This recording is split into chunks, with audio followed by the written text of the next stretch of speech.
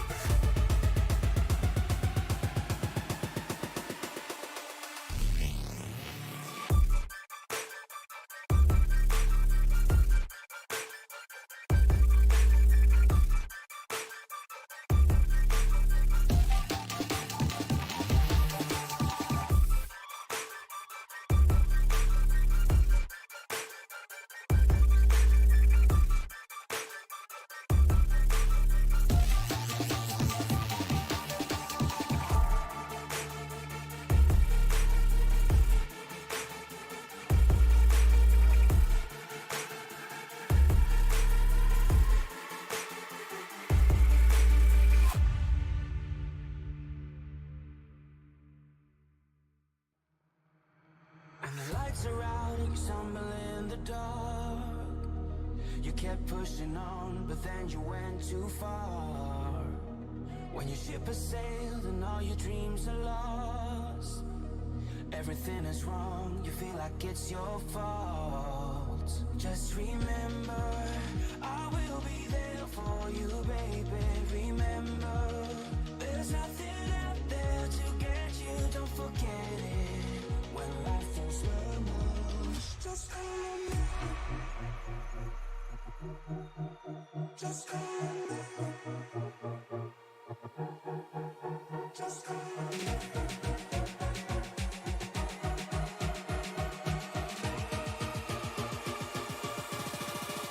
Just call me.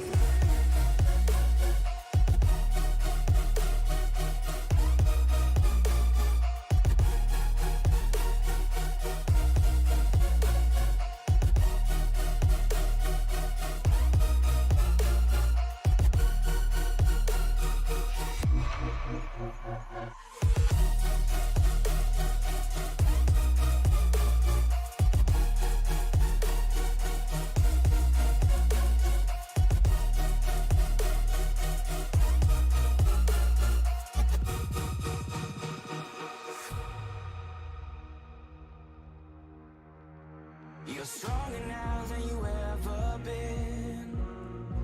You gotta leave now, it's time to catch the wind.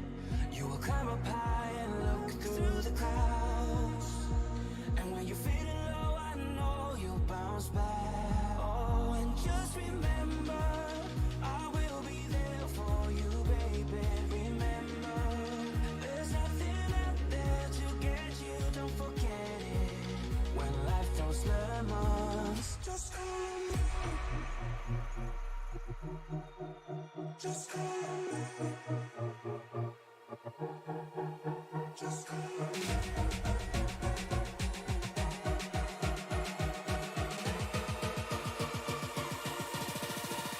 Just call me.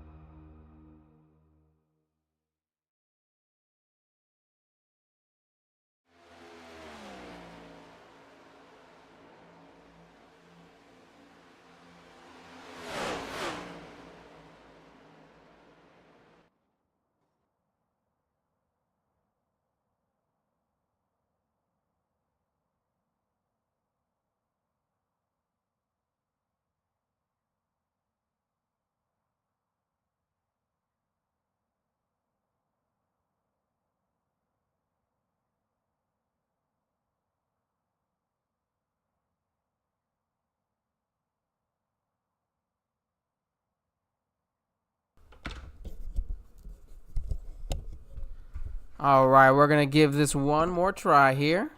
Perfect. Welcome, good evening, and thank you for joining us here for the Sim Racing Media Network. My name is Angel Santiago. We are joined tonight by Emily. Emily, I'm not going to butcher your last name. I probably should have asked before we got started, but how are we doing tonight? We're doing well. You ready for Talladega? Definitely gonna be a long race here tonight. 113 laps.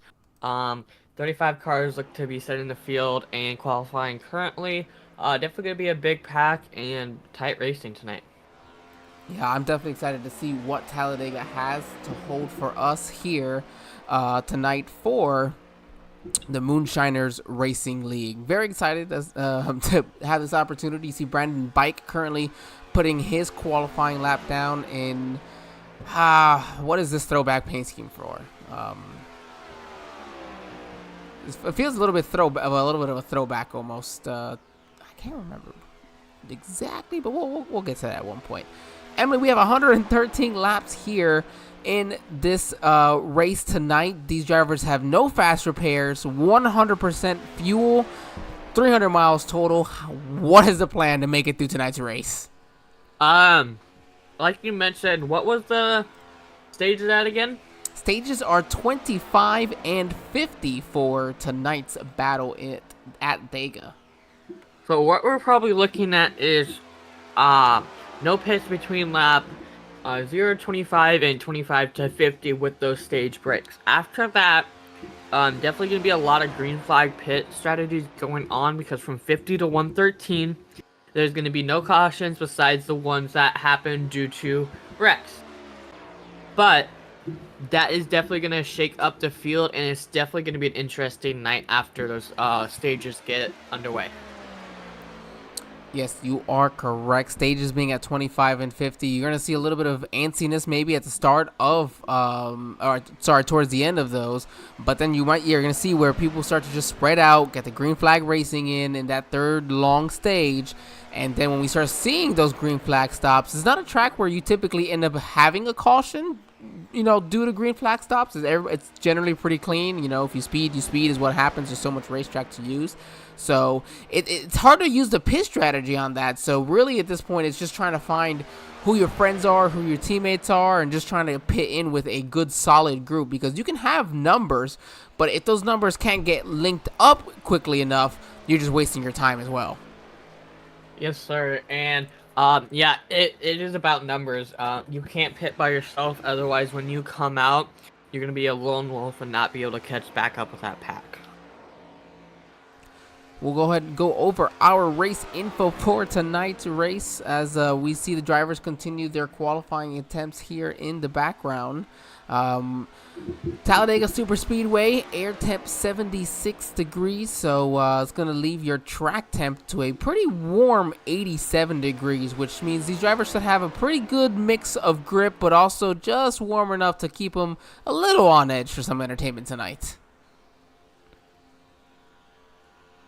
Yes, sir. 76 means the track's gonna be semi-cool tonight. Well, I guess today. But definitely gonna be interesting. 35 cars. Not as many as I was expecting, I'm gonna be honest. Due to it being Talladega. But definitely gonna be an interesting field, as this is my first time with this league.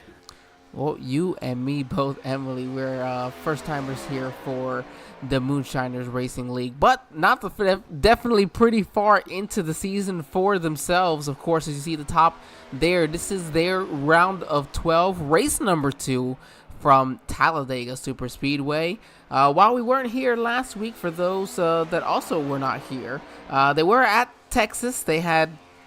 I think, if I'm not mistaken, it was a 200 lap race there, so they were at theirs were 50 and 100 for their stages. Talked about their track position was key. The dirty air was killing just your ability to be able to save tires and get around the field. So not something you see as much at Talladega. So drivers are going to feel maybe a little more comfortable. Say, hey, I can go out there and maybe pass people now and not be stuck in the dirty air. But aside from that, The winner of last week's race was the number 59 of Kyle Holden, having dominated the late stages of that race. Right now, Kyle's looking at a possible starting position of 16th, so he'll have some work to do. Honestly, 16th puts him almost directly in the middle of the field here, which is not always the most ideal spot that you want to be in at Talladega.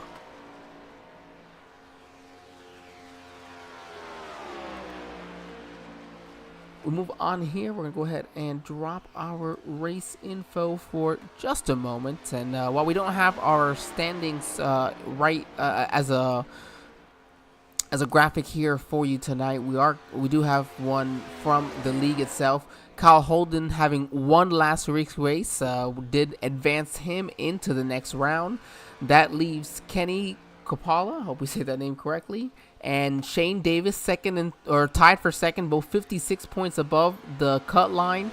Justin Belmont in fourth, Chris Davis fifth, Wayne Bowen in sixth, Randy Mullins is in seventh, and Tim Wortman Jr. with only a 2-point lead over John Binder in that, or Binder, hope we're saying either one correctly.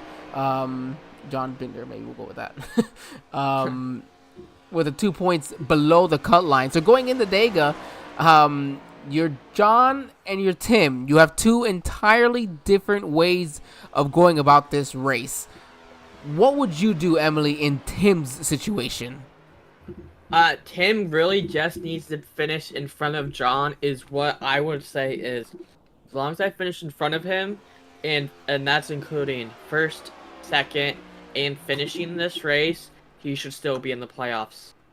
Now, if he finishes it behind John, those stage points for both stages, as well as that end of race points, definitely can factor in for those points and put him behind if he does not finish in front.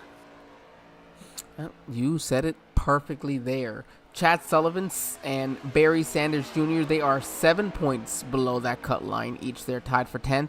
And then Warren Young back there in the 12th position, 13 points behind. So everybody's still very close to the mark. It's not like there's people completely eliminated. After the first stage, we could have people who weren't in and people who aren't in, and vice versa, whatever we have to do. So definitely what makes having Talladega in the playoffs so exciting, especially with stage points, with the ability to gain and possibly lose, points to the person behind you. We do want to thank all of our sponsors for tonight's race. RS Button Boxes. This is the RS Button Boxes 300 here for Talladega. Warrior Wraps, Team Watson Racing Setups. Hoping I don't mess this one up. Hold on before I accidentally do. Let's see. We have Green River Tire, J. Crawford Builders, and then our final one, we'll make sure I have that correct as well, is AASM, All About Sheet Metal. And then we have Hickory Harbor and Ragin' Cajun Bail Bond. So a lot of sponsors here for this league. Great to see that for the health of the league and the health of a league on iRacing in general. Yeah, that is something that leagues need to really have, is sponsors, as well as amazing drivers that want to come out here every week and race. But those sponsors help definitely 100% with running this league. Yeah, allows us the opportunity to be able to present the league itself to everybody watching. And for those watching, we do appreciate. Thank you for jumping in to chat with us. Make sure, if you have not already, to like, share, subscribe, whatever you got to do to get those bell notifications running for us, so that you can see all the exciting action that happens here on the Sim Racing Media Network. As Emily, as we all know, we've got races going on all week long, all different types of racing. We have different disciplines, different. We just have everything on the Sim Racing Media Network all week long. Yes, sir. As this Saturday, I will be on ISNF with Coke 600. 400 laps at Charlotte Speedway, that word. It's going to feel like a super speedway, or you're going to want it to get through those 400 laps. But those are fun ones to be a part of, to the opportunity to see to commentate a full race start to stop. It really is a lot of fun. 100%, and that's why I love being here and why I am here tonight with you. Let's go ahead and bring up our starting grid for tonight's race then. Jordan Schmeet's gonna be. I hope I didn't butcher your name. Anybody, if we butcher your name tonight, we're working on it. Just let us know in the chat. Make sure you're you're watching to let us know. Kenny Kapala's gonna be on the outside of row 1. Only a 15 1,000ths of a difference between first and second. Matter of fact, first, second, third, 16 1,000ths of a second. So very close there. Brandon Bike in the 55. We're going to go ahead and see row 2. Row 2 for Brandon Bike and Jamison Middlemiss. Row 3, Jeff Taylor and Randy Mullins. Row 4 belongs to Nick Dugan and Shane Davis. Row 9 belongs to the number 6 of Justin Belmont and the 4 of Nick King. 11th and 12th, Darren Mills and Warren Young. Row 7, Kendall Leveren and Paul Whitley. Row 8, Aaron Matthews and Tim Wortman Jr. We're going to mess up one or two of these names tonight, Emily. Don't worry. Ryan Huff and Barry Sanders for Barry Sanders Jr. in row 9. Row 10, last week's winner and the only driver that comes into Talladega with a clear head as he's advanced to the next round is Kyle Holden. Steven Gibson Jr. on his outside for row 10. Row 11 for Caden Norfree. Wayne Bowen's going to be to their outside. Ed Boyles Jr. and Chris Spear make up row 12. Hunter Carmichael, Bobby Justice in row 13. Row 14 to Chad Sullivan and Chris Davis. Jeff Carson and Paul Gallimore round out row 15. Nicholas Atwood and John Binder going to be 31st and 32nd there in row 16. Row 17 for Derek Jacobs and David Baldassare. And then rounding out your field for tonight's race in that 35th position is Matt Mackin. Alrighty, as the field lines up 2 by 2, 1 to green, 35 cars out here tonight for 113 laps at Talladega, the big track. Is it bigger than Daytona? I believe it is. Yes, just 0.11 miles more is Daytona being a 255 and here a 266. Okay, I messed up Brandon's name. It is Brandon Bike E. So it's Bike E. Okay. I'm probably going to mess it up still, but we'll figure it out. And then he said for Shane, I'll make sure we get the name, is Davies. Let's go back to that. Shane. Oh, it's not Davis. Davies. Let's just hope I don't have to pronounce that. We'll do our best there for you, Shane and Brandon. See the number 41. You get some beautiful looking paint schemes inside in this field tonight. I have noticed. I mean, just very, very nice. Oh yeah. A lot of these. It's been a minute since I did one. I think what was it? Saturday night. I did one. I guess we're extending it one more lap around. They are okay. So they are extending it, or? That's what it said. So I am unsure.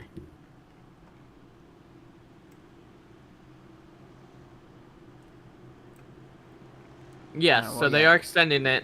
iRacing, fun. always fun. No, we should be just fine going through here. We'll go ahead and give these drivers an opportunity to come up. Let's see what's wrong with our logos at the bottom there. Looks like it's just now it should be 1 to green. You don't have to worry about the top, everybody. It's it'll update back to the lap that it is correctly.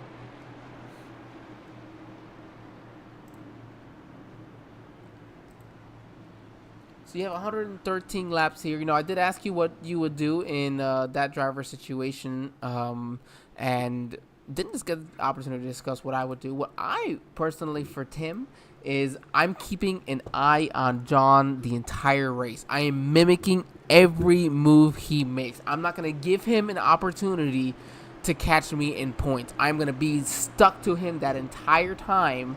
And you know what? because it's Talladega. If I'm gonna get wrecked out, I'm gonna do it when I'm next to the guy I'm racing in points.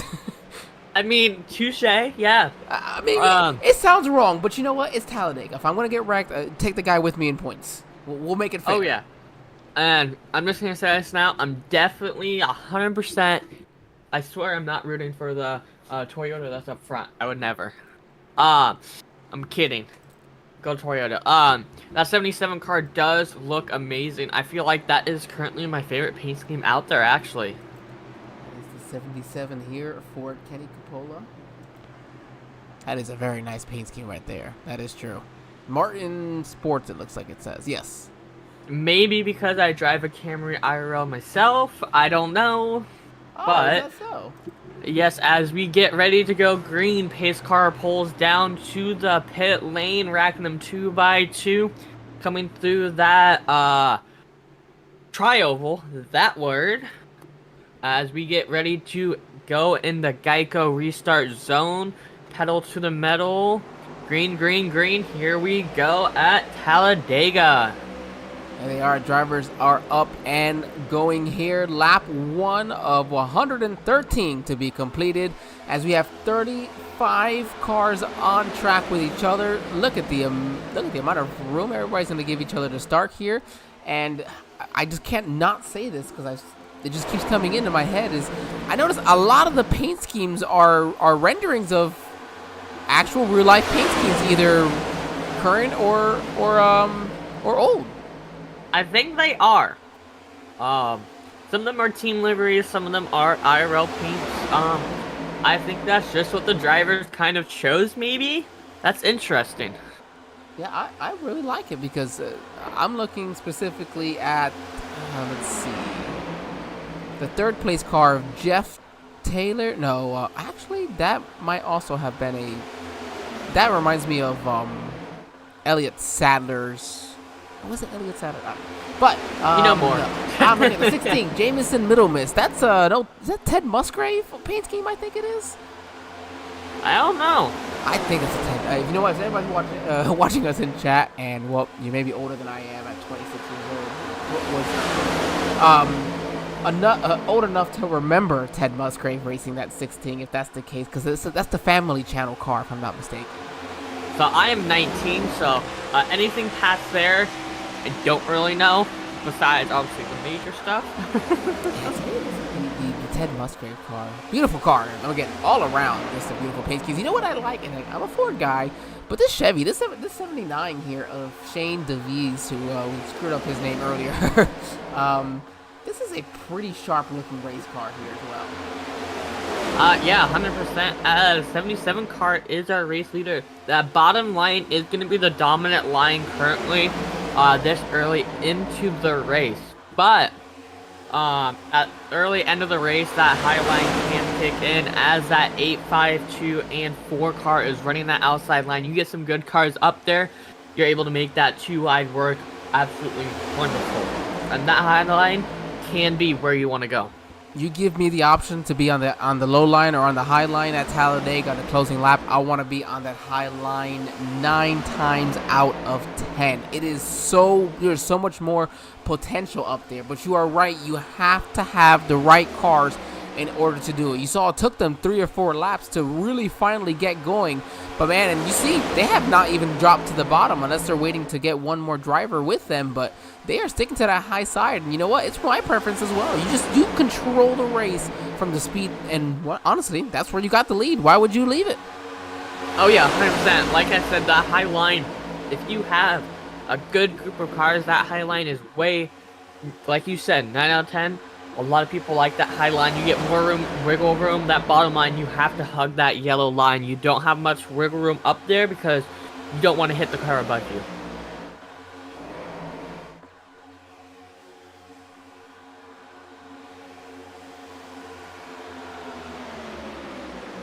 Coming across at 195 miles per hour to do so. Drivers are flying right now. Nicholas Atwood, of course, a little bit further in the pack with some of that extra draft, is the one that got the fastest lap of the day right now at a 48.73. Just to put it into perspective, it's 7 tenths quicker than the leader that last time around. But that's how the pack racing works. Young is at number 8. Chevrolet Camaro, he's actually taken here the lead. He's got Aaron Matthews behind him, and then Darren Mills, Nick King, and Paul Whitley. Those are your top 5 drivers, all on the outside lane. Interesting enough, Emily, that this inside lane just has not been able to move anywhere since getting past a couple of laps ago. Yes, that's what I've noticed. That high line is dominant if you get those cars, and that's what's happening, is what we're seeing right now. And I expect them to be on there, probably for at least till the end of the stage. And as we did previously mention, it is 100% fuel for these drivers. Oh, we got someone jumping to the bottom. I think that's the 38 of Ed Boyles Jr. It looks like, yes, and that black Chevrolet there at the bottom of the racetrack. Yes, right there in his Budweiser. Full black Budweiser, nice looking car. He jumps to the bottom after riding that outside and making his way. He said, fine. Oh, are they wrecking? Yeah, they're wrecking. Caution, caution, caution. We had a good view right there. But we'll run that back, get a replay of that wreck. It didn't look that violent, but going 180 miles and going into that wall can be violent. I think I saw some cars shooting to the right on the front stretch, so I'm going to assume more than likely that it looked like it was a checkup, is what I think it was. If we go to the number 3 car, or yes. Actually, let's go to the 22 car. We'll jump to the 22 car. That is the person in the middle, and I think it is the case of the checkups. This is gonna be on the front stretch. Oh, right. It happened actually right then, right there off of the turn. You go a couple of cars up there. Let's see, not the 79, or sorry, the 77. It looks like it's between the 4. Oh, the 74 right there. The 74 is a little slower. I think he gets loose off of the turn. So you see the 78, the 7, 79, or on our screen maybe the 77. They all have to check up. Gets into the 3 of Hunter Carmichael, the 22, the 21, nowhere to go, and it is chaos from there. I'll see the 21, the 22 happened in the 3. Their incident happened a little bit after as well. Ooh, definitely gonna take a minute in pit to get those damages fixed after that wreck. You know, it might not be too bad. I don't know. It definitely went from the start-finish line to right there. 22 dragged the 3 all the way across the line too. Yeah. I wonder. That's gonna be an interesting conversation between those two later post-race, I'm guessing. Post-race, are they on pit lane? Let's get one of them in here in chat. Let's have some fun. Let me see who we can find. Number 3 car, right? Number 3 car. Let's go to the number 3. Let's see. He's in his pit box. Hunter Carmichael from Williams, Iowa. Another Iowan. A lot of people from Iowa. All right, I've noticed. See if we can bring him in. Is that just a Midwest thing or what? I don't know, but we're gonna see Hunter. This is Angel and Emily here in the SRM broadcast booth. You got us? Yeah, what's up? Well, we're a little interested to discuss that incident there, and it seems like you almost got drugged for a little while after that. Yeah, we had a big run on the outside, and everyone checked up and just got on a little too late, and then chain reaction from there. Tried to hang on to it, but these cars are hard to hold on to. Yep, that's fair. It looks like the damage, you slid for a while, but the damage looked pretty minimum. Can we assume that as well? Yeah, I only had, I think, 35 seconds worth. Got that all fixed, so I'm good to go now. Oh, good. That's awesome, man. Well, before we let you go, Emily, got anything here for Mr. Carmichael? No, I do not. All right, well, Hunter, we will send you back. Good luck, and hopefully we get an opportunity to speak to you again at the end of this race. All right, thanks, fellas. Let me make sure I send you right back to the right team. Were you with Full Throttle? Bad boy. Hold on. All right, we got him in the right spot. A lot of drivers, a lot of teams. We want to make sure we put these drivers in the right spot. They have zero access to, or typically, to be able to move themselves around in Discord. So let's see. We'll jump over. All right. So Warren Young is currently your leader. Give it just a moment. We'll make sure. Yes. Okay. So the 8 car of Warren Young. Now your top 23 didn't pit. Looks like, of course, 7 laps in, nobody really felt the need to top off on fuel, unless maybe you were in the back. Wouldn't be a bad idea to top off on fuel and take it a couple extra laps on a green flag run if you need to. Oh yeah, 100%. And just think though, right? When they come down pit road for that stage, that's less fuel they'll have to add to the car. You beat me to it, Emily. But no, I agree. Especially if you're going to be in the back, or maybe you're up front or in the middle and you don't want to be. Easy opportunity to put yourself out in the back and away from everybody. Just come in, top off, and you have an opportunity to be in front of everybody once again, right? Or at least gain a lot of the spots back if you want to at the caution break. 100% as pace lights look to be off of the pace car, if I am correct, as Yes, we get ready to go green. Stacking them up 2 by 2 by 2, all the way back. Front row. Yep. Would you like to take this green? Well, I most certainly will. We'll just we'll bounce around here, and we'll see if our next caution is just going to be the stage break anyways. See the 8 car. He's got a Dale Jr. This two's got an old Harvick paint scheme. I'm telling you, got a lot of renderings of some of these older paint schemes. I love it. Oh yeah, 100%. Definitely a lot of them. Like 2000s paint schemes, right? That's what I'm seeing here. Pace car, Hey. the iRacing.com pace car. Sorry, go ahead. I was born in 2000, so Oh, the iRacing.com pace car is gonna pull off onto pit lane. Wait for them to get through this long front stretch, as it is. They're going to the Geico restart zone. The 8 is up and away. The 2 is right with him. Looks like there'll be some good teamwork between Darren Mills and Warren Young to make that happen. As the inside line right now for the moment is going to take dominance, as you see even the 74 who made his way up there of Paul Whitley with this group. He's going to stick with them, and those drivers that were on the bottom earlier, well, now here they're on the high side. That's the 38 of Ed Boyles Jr., your pole sitter, of Jordan Schmitz, also looking to the outside. So everybody trying to switch things around here, see what works for them. 100%, as like you mentioned, the people out on the bottom is on the top now. I have my eyeballs on that 77 paint scheme.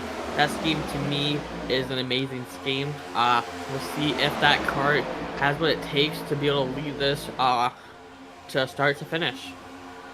You mentioned maybe a little bit of bias. What kind of, with the Camry that you drive, is it? I don't know what you're talking about. I'm willing to admit it. I drive a Ford, so I'm always going to drive Fords.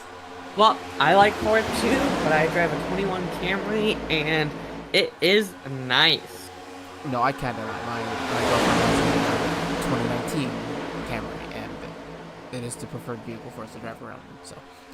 Oh yeah, great fuel mileage. I get about 450 per tank, so 450, 500, not bad. Now, do they come 4-cylinder as well, or do they only come 6?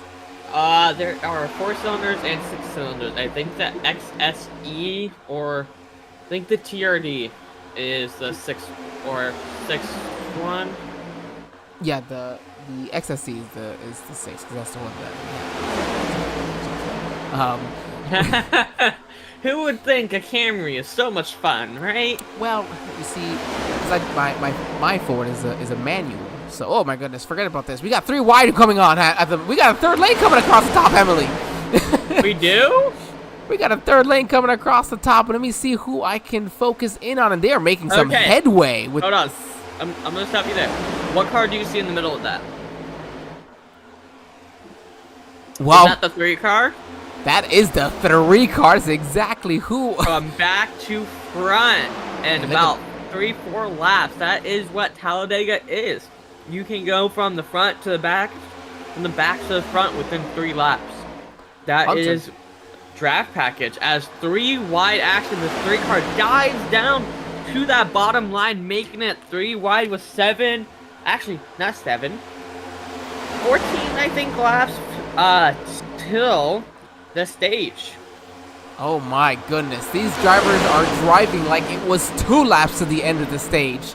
Are we on the right lap? This is 13, not 23, right? I think so. Wow, look at this. This is amazing right now. These drivers are hard. 3 wide racing all the way across. But, when I mentioned, I watched the Talladega race IRL. I think they went 4 wide a couple times. It's certainly possible. They're almost looking like they want to do it here on the front stretch as they come across. That's 14 laps in. Or 13 laps in now, sorry. I know. With 113 laps here to the end. 3 wide. I don't know. I don't think I would do that. Well, it's 100 laps to the end of this race. 100 to go, and it is 3 wide, and they don't have fast repairs. These guys, they don't care. This is, you know what? This is fun, though, and it shows the level of trust the drivers have with each other to do this in a playoff race, you know, on top of that. Now, granted, we're 3 wide with only 3, maybe 4 cars kind of stuck in the middle now, as that 27 was used, and it'll be used by that number 3 to get to the front. Shake up on the front of the field. Yeah, that's... Okay. 77 pushing that 38 to the front.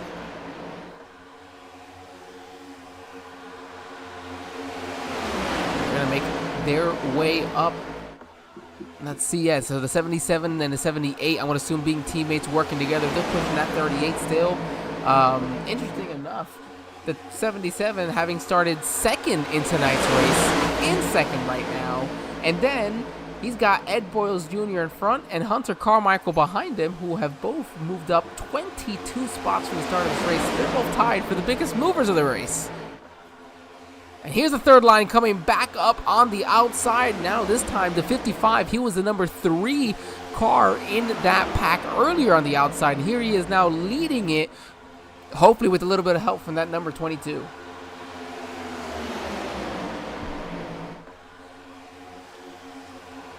Oh, that was close there for the 79 of Shane DeVries. Hopefully still saying that correct. Beautiful, again, paint scheme there. But he's going to go to the outside. He's going to take the 55 from behind him. And he's going to try to make his way now back to the front. We did see him up for a little bit. As a matter of fact, having started in the top 10, up in 8th. Now down to the 13th position. But up front, though, still Ed Boyles Jr. leading this race as they are trying to figure out the 2 wide. Oh, the 0-1, I think. I don't know who this was. Oh. I come back 28. The Kendall. Wow. I don't understand how that wasn't a wreck. So, are we sure it's not 20 laps or 25? They're racing like they got 3 laps till stage, or is that just me? I don't know what's happening, but this is amazing right now. That was unbelievable. I'm trying to find it. That's interesting, though. Just thinking, 17 laps, and they did have a caution. What was that, lap 8, I think it was? But 7 laps, and they're still this clustered together. I've seen normally where about, I'd say, 8-10 laps, they kind of break off from each other. Nope, they're. I mean, now you see a little bit more of a uniform single car line at the bottom, which is how you know, yes, in fact, it is lap 25, because I think all the drivers realize we still have a couple of laps before this stage ends. Let's take a moment before we start continuing this crazy. But now, as you know, the drivers in the back, it's time to start making the moves go, because you can't wait too long. I have 3 wide, 5 back. Wow. Definitely talk about turning up the heat here at Talladega, going 3 wide, 2 wide. We might even see 4 wide. That's what I would love to see, especially them coming across the line, hopefully. But right now, the drivers staying on top of each other, 3 wide, at least it looks like from the middle half of this pack probably. You see the 3, the Hunter Carmichael, and the 8, they are sticking to that third lane up there. And even the 79, I don't know if they're just trying to get out of this. Maybe they said, you know what, we had our fun, made it to the front, led a couple laps, but we do not want to be involved in this. Oh yes, 100%. As 3 wide in the back, running that top line, I have a feeling they're going to try to come down, make it 2 wide to be able to catch up to that pack point, running on lap 19 out of 113. About 6 laps till stage end. This is where it's about to get even more spicy. You think this was crazy? Wait till we get 3 laps till stage end. 3 laps. These drivers are showing us with 10 laps ago. They definitely were ready to go at it. As you see them on just slowly, you're gonna see them just slowly start getting closer and closer to each other. The gaps are gonna continue to shrink. Yes, sir. Still 3 wide. These drivers are able to keep that up from what I've seen. From what I've seen, these drivers are running amazingly clean, keeping that 1 car about between each driver, which at Talladega on tires, like you mentioned, you don't really have much tire wear, but after a certain amount of laps, that some tire work, you can definitely feel it with. I've done it myself in these cars, where coming off of turns 4 and 2, my back end gave out, and I went all across the backstretch. That is something these drivers do need to watch out for. Yeah, that is true, and just something maybe that we don't think about because of the length of this race compared to what we're just normally compared to, or just used to at least. But that middle lane, it's starting to creep up here. 5 to go in the stage. But this is what I'm talking about. 3 wide right here. That spells that could be a disaster for coming off those turn 4. There is that little bump there, not really a bump, but where it presses over too flat, that is where that rear end could get light and just turn. Especially going 3 wide, that is a lot of airflow that's not going to that car, that it could easily turn while you're in the middle lane. Oh boy, here we are, 3 wide racing here at Talladega. You absolutely just love to see it. We shouldn't be surprised, I guess, to see a 12 car up front here at Talladega, or an 8 and 3 on the high side trying to make their way around everybody. Hey, Logano won Talladega if I'm correct, right? Honestly, I don't remember. No, he won Atlanta this year. 12 car won. I'm pretty sure. 12 cars won Talladega. Yeah, I think Joey won Talladega, I think. I've lost track for most of the season. I'll be honest with you. I've been able to watch the races more so than I have in previous years. I don't think I've maybe only missed 1 race this year, so I'm very happy about that. But remembering every single one, that's another one. Then getting to go to Daytona, and of course now Homestead here in a couple of weeks is definitely going to be an exciting one for all of us here at SRM. 100%. Bringing it up, we are 3 wide currently, but these drivers are keeping it clean. Oh my god. A lot of moves, but this will actually be my first NASCAR race. I'm not going to count the ones where they went to Knoxville Raceway Dirt, the Truck Series, but this will be my first Xfinity Series and Cup Series I've ever been to.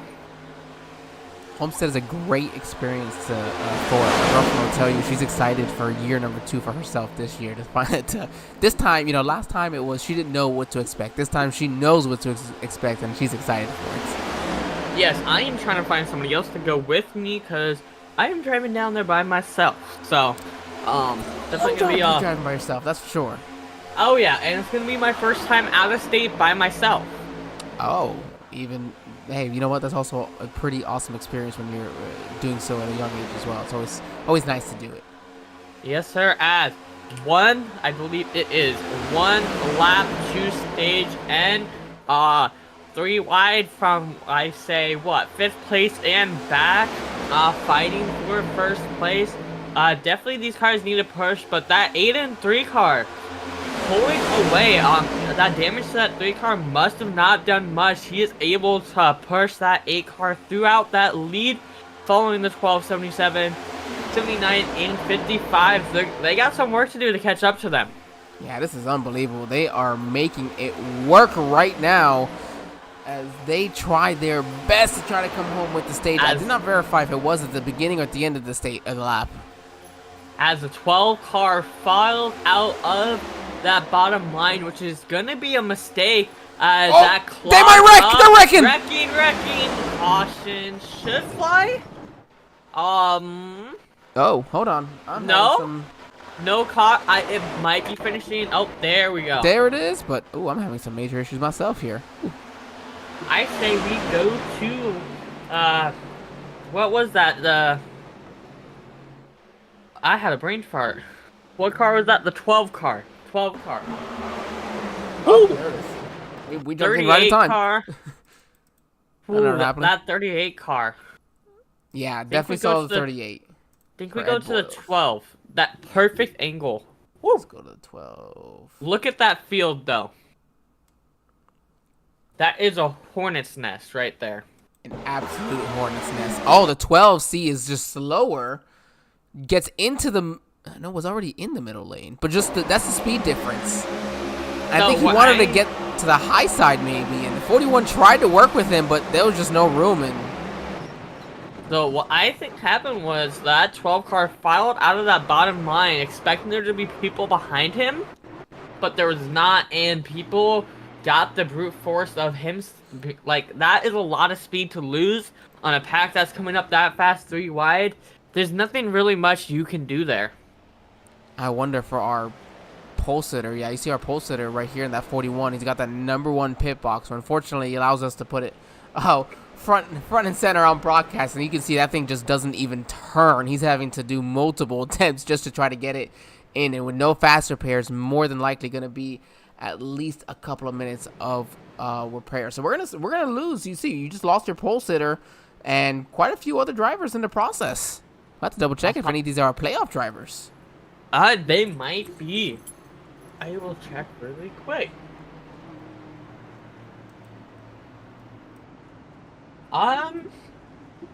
41 car of Jordan Schmitz? No, he's not. He is not in the playoff standings. As pit team from everybody down pit road. Wholesale pit stops here at Dega. Crazy to think. Time to see who gets out of pit lane first. It's gonna be looks to be what, 4 tires for that 77 car. Yeah, but the 54 wins the race off pit road with looks like more than likely a 2-tire stop. Having only spent 7.5 seconds in his pit stall there. So that'll work out for Randy Mullins to be able to pull off first coming off pit lane. Another beautiful paint scheme here in this league.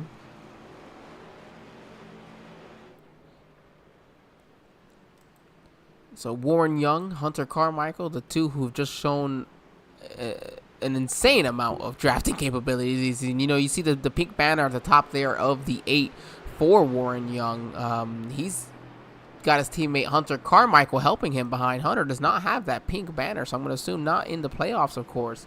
And why that matters is you saw the 8 was in front of the 3 the entire time. 100%, as that 8 car is down in what position? 12, 13 points out. So he needed every point that he could get coming into this race, and that's going to be big right there, if I'm not mistaken, having won the stage. So 10 points gained right there puts him right close to that cutoff line, as close as he can be. Yes, sir. And of course, we have Talladega this week. But do you know where they're sending these drivers next week, Emily? They're sending them to the Roval. Ooh, Charlotte Roval? So, I am going to be honest with you. Yeah. I am not a fan of Charlotte Roval. Yes, we do agree. Charlotte Roval is an interesting track, shall I say. What makes it even more fun is having to race that track when I had COVID. Ooh. It took. I almost got lapped on the first lap. Now, don't get me wrong. I do like myself a Roval. Oh, of Actually, course. I don't mind Charlotte. I'm just not a road course fan. Yeah, no, I suck, really, is what it is. I'll tell everybody that, no problem. So, it doesn't really help. Hey, you said it. But no, everybody has their strengths and weaknesses. Like, I am decent. I'm not gonna say I'm a professional at, asphalt oval. But when it comes to dirt oval, that's my cup of tea. Well, I'll have to get some lessons from you on that, because dirt oval is, well, I mean, I'm not very good at much of anything, so. People are good at some things and not good at all things. It takes time to learn that new skill, so you can always learn something new. Now, time is definitely something I unfortunately don't always have, but that is life, isn't it? Yeah, you're telling me. Anyways, we'll get back here to the actual to the race we're broadcasting. Go back to Hunter Carmichael. He is your biggest mover of the race so far. Right now, up 23 spots from his original 25th starting position. And I was correct. Blaney did win Dega. So, that 12 car. Will we see a 12 car win here tonight? Maybe. Look, he's had the speed tonight with that amazing 12 car paint scheme. Could it be a 12-12 win? I mean, hey, right? As the pace car dives down, gets underneath that yellow line, 8 and 3 car, racking it, stacking it, leading the field to green, coming across the tri-oval into the Geico restart zone. The 8 car is gonna have the trigger. And it's gonna pull it green, pedal to the metal. That bottom line, actually both lanes equal besides that 8 car pulling ahead. I have a feeling the 3 and 8 car is just gonna stick together, don't you?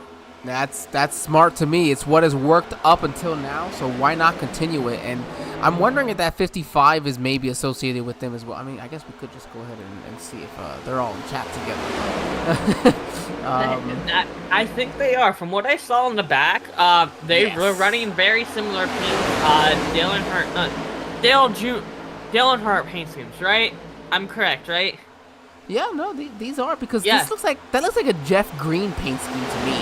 I feel like the Dale Earnhardt, the 3 and 8. I mean, they look similar, in my opinion, but what I'm saying is, no, that 55 looks like an old Jeff Green one. I don't know, not the AOL one, maybe, but it just reminds me of that, and I wonder if that doesn't put them all together. That is the 55. But Brandon, you were listening in chat. You let us know what your paint is about for tonight's race.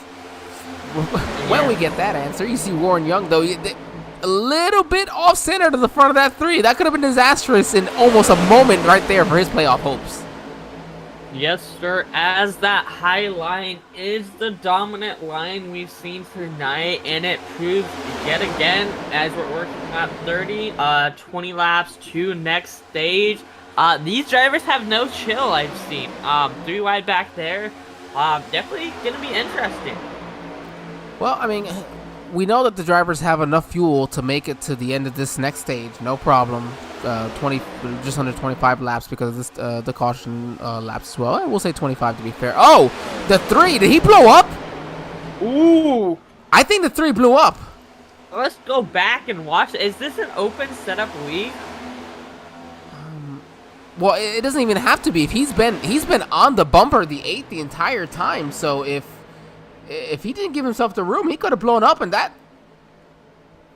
I don't think he blew.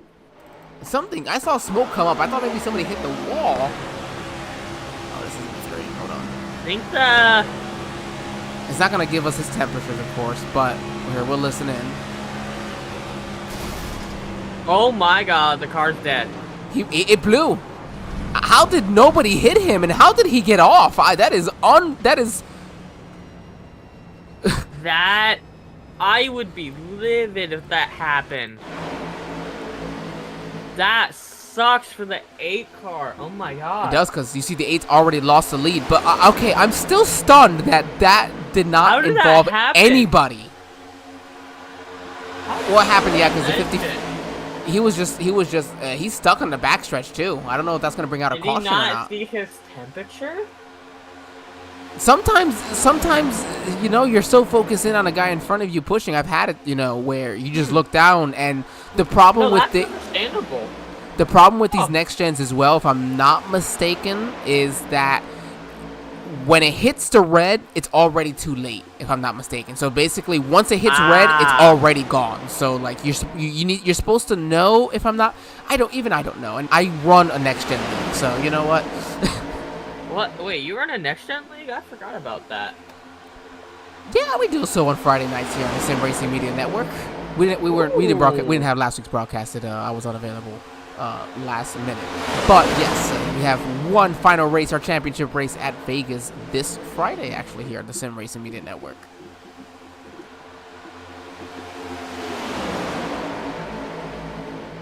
It sucks because I always do Homestead, and I switched it up this one time. It would have been a great time for Oh yes. Oh yeah, we do have his race. Let's talk about that. Tony Trapasso. We have. Has it been announced yet? You know what? We I don't know. We may have just kind of jumped the gun there. So Ooh, John is watching. I am gonna go. I'm sorry. I'm just gonna go double check that really quick. And if John is watching and he said he might be, I'm sorry. We're having fun here. We're just watching these guys race 3 wide, 2 wide this entire time, right on top of each other, having a blast. And this is just a fun race to be a part of to watch. John, if you are watching, please shoot me a message if we can talk about it or not.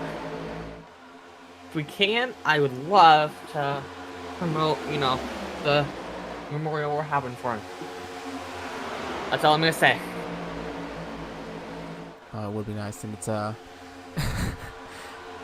love that Mike ended up finding the clip for that I'd been wanting to find of Tony giving me crap right before he finished interviewing me for not giving credit to my girlfriend for after the race.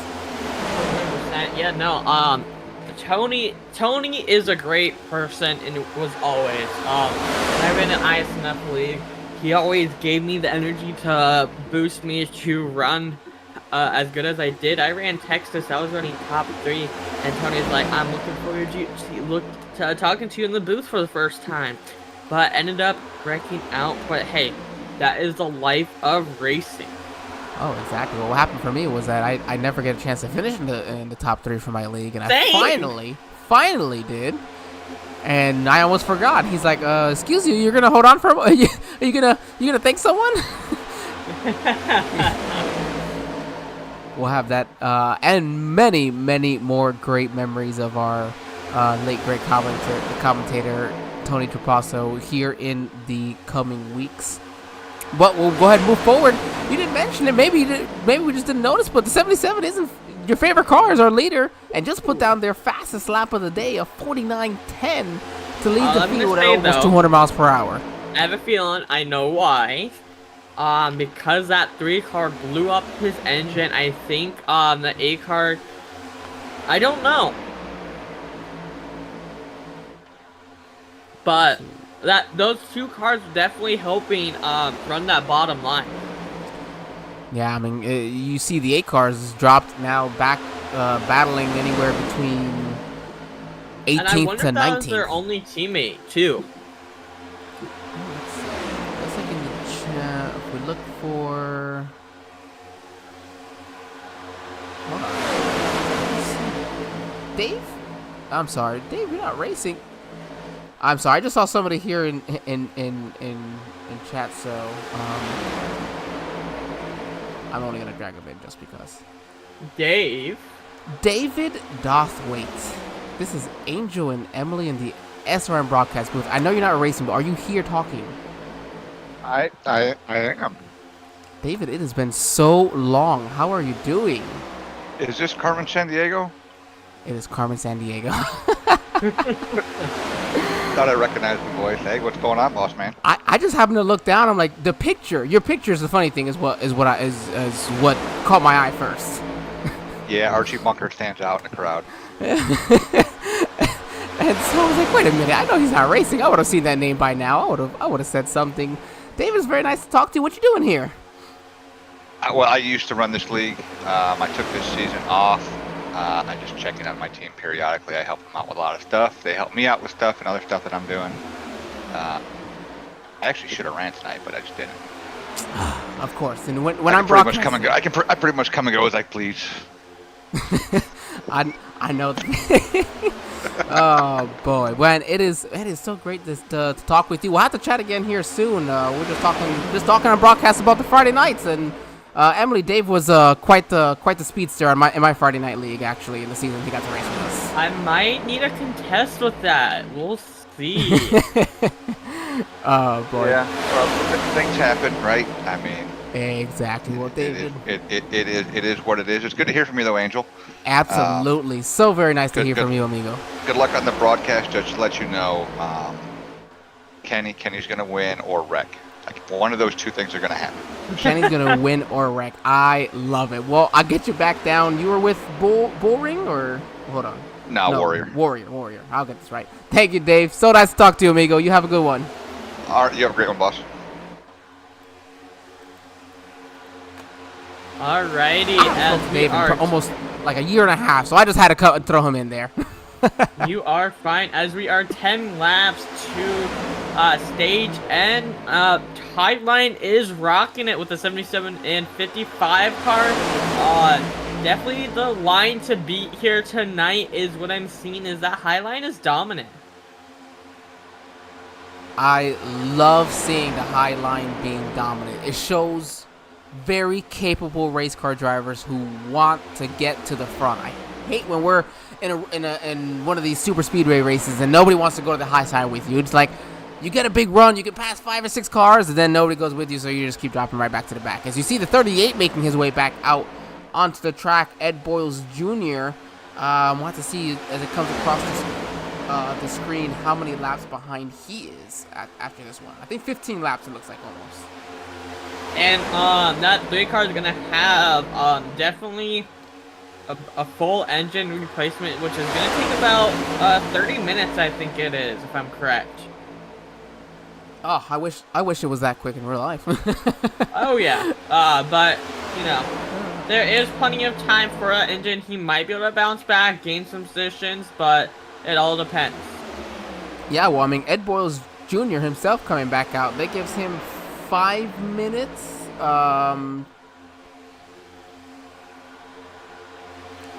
Yeah, gives him 5 minutes to 5 laps. I'm sorry, to hopefully be able to get his car repaired. I mean, he's been there for about 7.5 minutes. Ed Boyles after coming back down pit lane. Maybe he's got some of the required and realized this thing doesn't quite turn so well. Probably. I've done that as well. This outside lane has become the only lane almost at this point. As you see the 12 now ducking down to the bottom. I'm a feeling that this outside lane is all we're gonna see for the rest of this race. Definitely gonna probably see some two pack, the front pack separate from that back pack, as that is a normal thing for like Daytona and Talladega. Yeah, I mean, especially just, you said what's normal, and you're just used to seeing that low line work so well. But, man, these guys are making that middle lane work. They're not going too high because, obviously, technically that might even be a little faster with the momentum, but you don't want to put yourself in a bad situation and tag the wall and really just cause a big pileup, which, well, really much can happen. But, hey, you're going to see that inside lane working a little bit. You see the 8 trying to make it work, doing some side drafting. Over the next 6 to 7 laps, you'll see quite a few cars dump down there to the bottom. Yes, sir. As that 77 car, definitely out there. If I'm correct, he started what? First, second? I think he started second. I think it was second or fourth. Yes. The 77 was second, yes. Ooh, I actually know something for once. Sorry. That just came out. But yeah, no, 77 car is the car to beat that midline. I guess, okay, it's midline, not high line. Okay. But That mid line is where to be. That bottom line is trying to make a move with 6 laps to go. I thought it would be more crazy, don't you? I'm saying we got 5 laps to go, so don't count it out just yet, Emily. I mean, some things can happen still. That is true, as here we go. 3 wide in the back of the pack. Going through the tri-oval, coming to 3 wide. That is talk too soon, right? Maybe just a little too soon, as they are starting to try to make it work. It is 3 wide now, 4, and it's funny because the only car 3 wide there was that 79, and it's like he almost looked like he was alone because he had nobody behind him, but he had all the drafting help he needed right in front to stay right with him where he needed. Yes, sir. Coming Like up on a mentioned. lap car. Yeah. Reading each other's minds here. 27 car, I think? Yep, that was a 27 of Derek Jacobs. Now, with the bottom line being as not disorganized, but kind of further back, this might work out really well for them to get around him. No problem whatsoever. They should catch him probably off of probably sometime in the backstretch, maybe going into 3. No, they'll catch him here off of 2.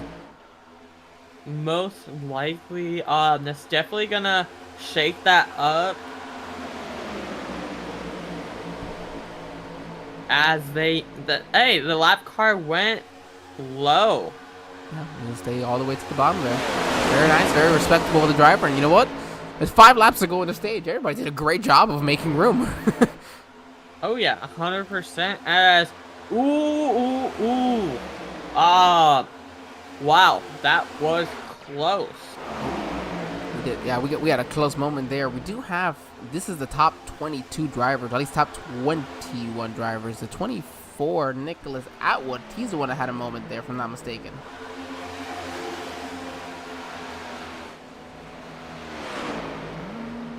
Nope. Okay, so it's not gonna pull up for us. We're not worry about that. That bottom line is kind of forming, if you see that. We got 3 cars on the outside. One tagged the wall a little bit down there in the backstretch, but we got some of these guys are bailing on that bottom lane, trying to go back to the middle lane. So I'm wondering if the outside lane definitely needs to be a little bit closer together to make this work, but. And that there is the 83 and then the 6, it looks like. Let's see. Yeah, the 83 of Tim Wortman, who, hey, he needed to make up some spots. And then Justin Belmont in that number 6 Ford. Yeah. That top line is starting from that theoretically is where you need to be, as they're running that mid line. The fastest line now will be that top line, because you're catching that draft off of that mid line. So, like, that bottom line is completely gone, and now it's just the mid as 3 wide. Whew. Wow. 3 wide action between a couple cars. They're gonna try to run that top line for these last 2 laps. Action. Hey, right? I have a feeling they're about to go 3 wide with that bottom line, don't you? Yeah, well, here's the thing. It looks like the 8 maybe decided to pull off. You know, he's back here in 14th, realized that, I don't think I have a chance for stage points here, and I don't want to get involved in a wreck. And you see there, because they decided to pull away to the back, but the front got so unorganized, and they were organized that they immediately charged back on them. He considered making it 3 wide and going to the middle, saw that it wasn't going to work, backed off again. That is just smart driving right now in Warren Young, as is, you see the 59, is that? Kyle Holden, last week's winner. He's got nothing to lose. He's looking to the outside for some stage points, and the 16 is going to shut the door there. Wow. 3 wide, Hornet's Nest is what I am seeing from everybody right now. Yep. Wow. I think it's the end. It was the end of the lap, right? 4 wide there. Wow, it was close. Yes, it is. So this is going to be the final lap for the stage here as Ryan Huff and the number 93 just put down the fastest lap of anybody today, a 48.61.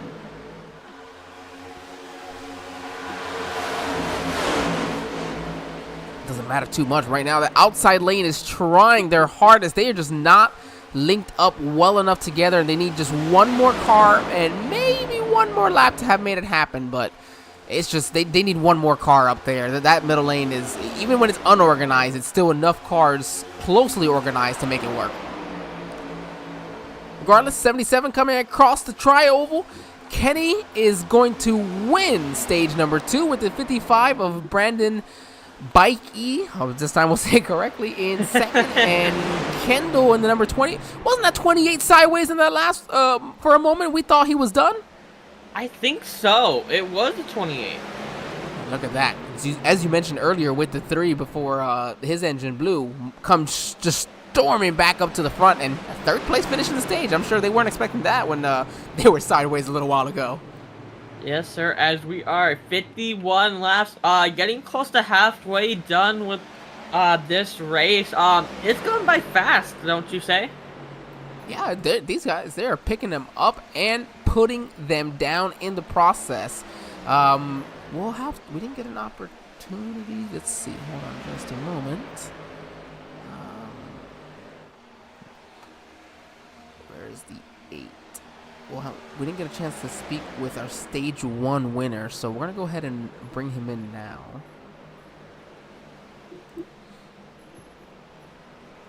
Let's see.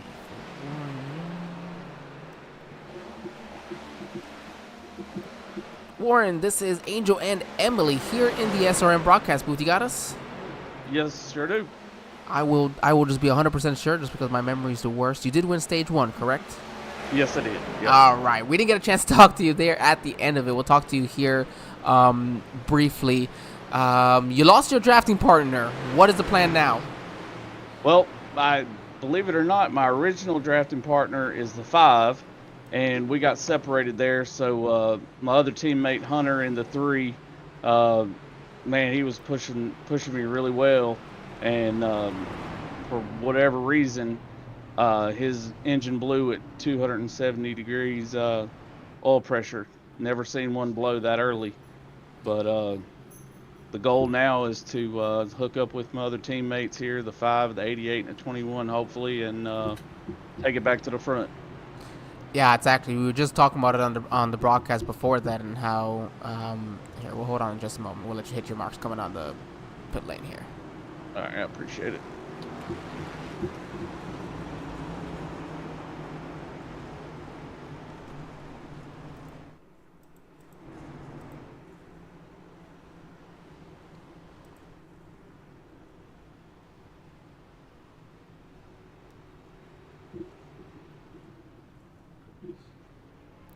All right. All right, we'll go back to bothering him. But yeah, so we were just talking about a broadcast on how these cars have known to do this and have experienced it, where the engine will blow either right as it gets to the red or even before it gets to the red, and it's just no notice whatsoever. It's done right then and there.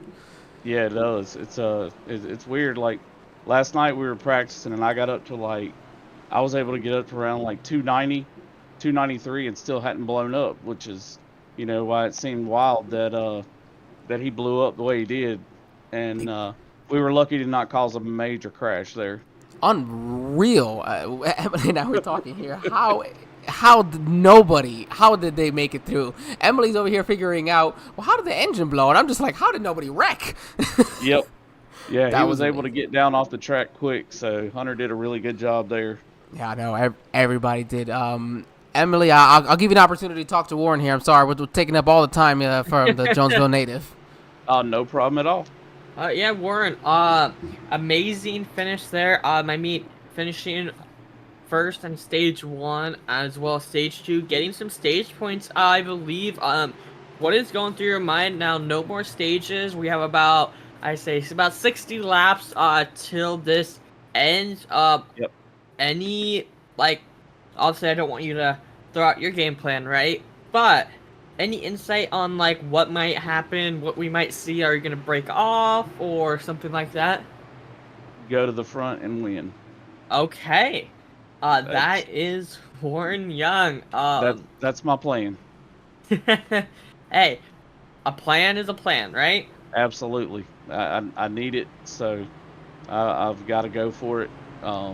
With the Roval being next week, you know, that's just as bad as a short track or Talladega. So Yeah. it's go for broke both weeks.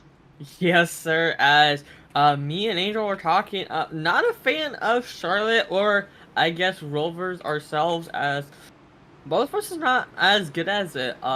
Angel, do you have input on next week's? I've been practicing it some. I generally like the track. I feel pretty good about it. Most of the road courses this year I've been able to run top 10.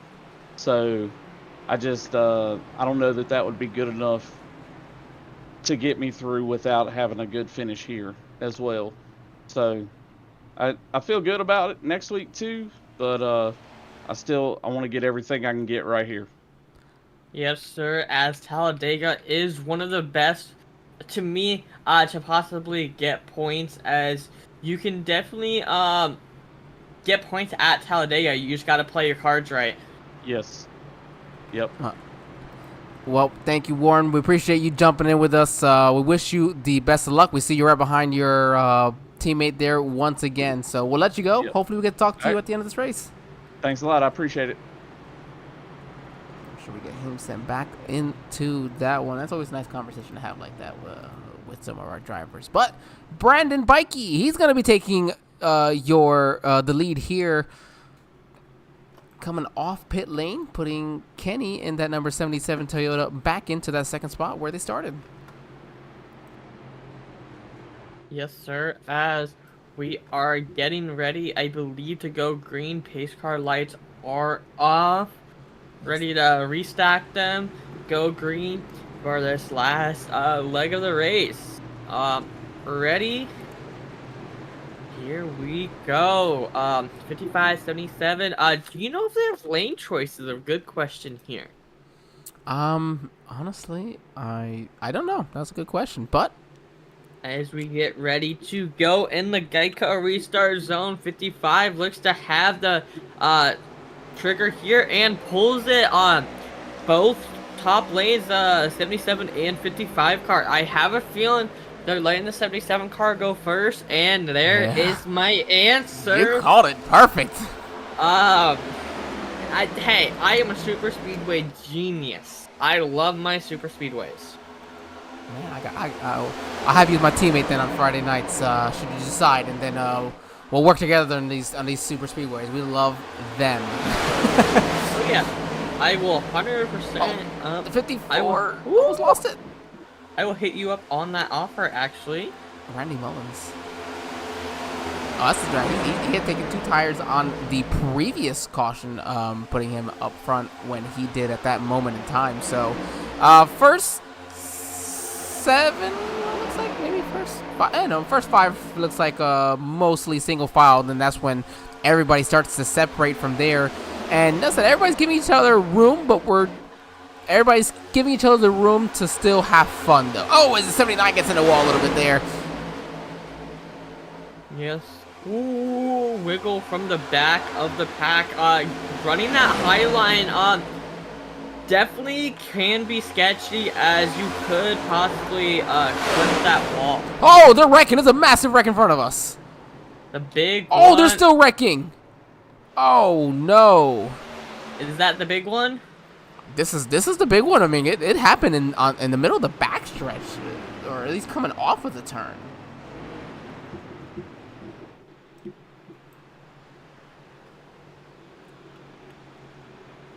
see when yellow flag even comes out for this. There we go. Let's give it a moment there. I gotta see. Oh, okay, hold on.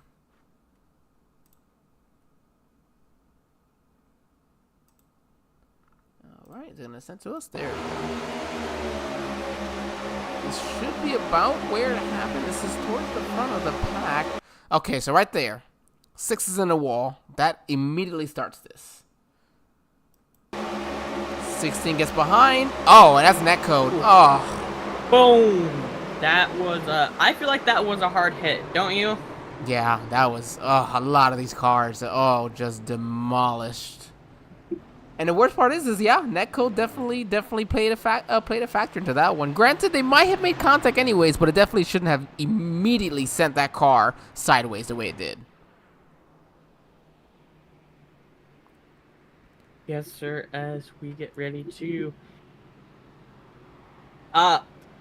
like Tony used to say, if I'm correct, cautions breed cautions, right?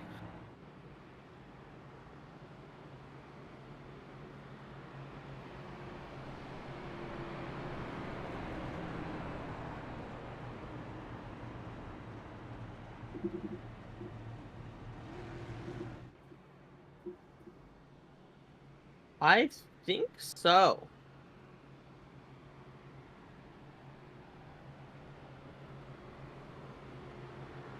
I'll let you lead this one. Hold on just a moment. Let's bring them in. Actually, first we'll make sure that I'm hitting. Nope. Okay. I just want to make sure that these drivers are. How do you pronounce their name so I don't butcher it? That's a good question. 'Cause Capola? I've just been Capola. Capola? but, Capola? I've We'll see. probably been. I'll just do Kenny. There you go. Let's see. if we Kenny, can find yeah. Kenny in here. Let's see. Kenny. Nope, that's Kendall. 77, right? 77. I got yes. I got ya. All right. Kenny, this is Emily and Angel in the booth. Do you have a copy? Yeah, I got you. Running fast tonight up in the front of the pack. We believe you won stage 2, correct? I did, yeah. What was going through your mind that end of that stage? Working with that 55 car, I've seen you two together is a team. Yeah, the 55's one of my teammates at Beast Mode Performance, and then 2 cars back, Shane's another one of my teammates. So I like running the middle line here, and we just set sail. Brandon's really good pusher up behind you, and he'll keep the pace up.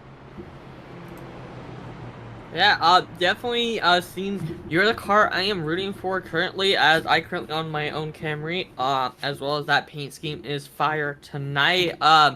You and Brandon have set fire to this track and have been leading in it and showing that you guys can make that, highline work. Are you ready to work on this last stage of the race? About, what, 50 laps till not stage end, till race end.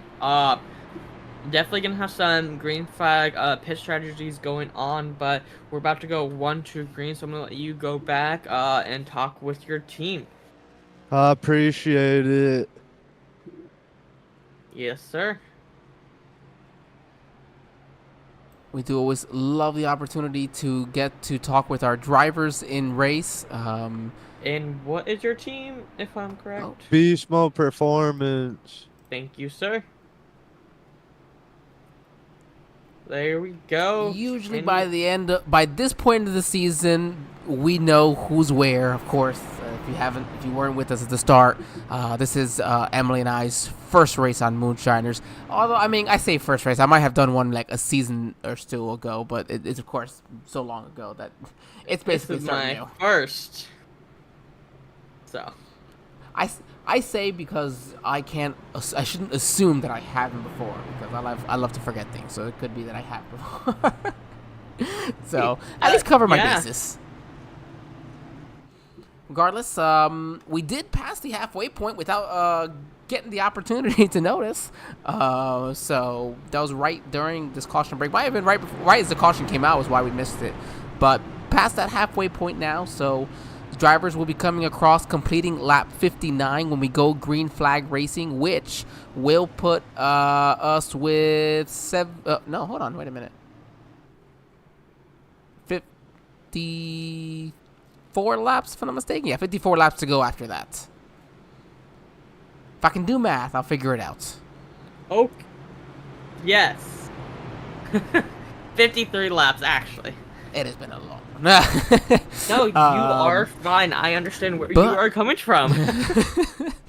we've had. It's just been a long day, everybody. Racing has been great, honestly. It's been keeping me up and entertained. I was a little bit worried. I am tired, but I have been very entertained with this level of racing we've had here for the Moonshiners Racing League, which Tony always talked up, but we get that opportunity to see. The iRacing.com pace car going to come down pit lane here for what most of these drivers are probably hoping for the last time. Some of these drivers with some damage still to repair. I'll press the right button this time. And hoping to get some of that done. They get to the Geico restart zone. The 77 of Kenny, he's going to get up through the gears.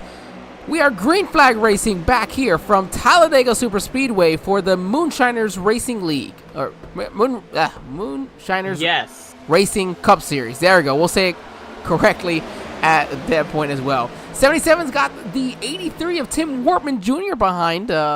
One name that we have not had a chance to talk about much. We've seen him trying to run that outside, and really at the end of that one, oh, there's contact between the four. They almost wrecked. I don't know how they didn't. Wow. Everybody's spreading out. Cool.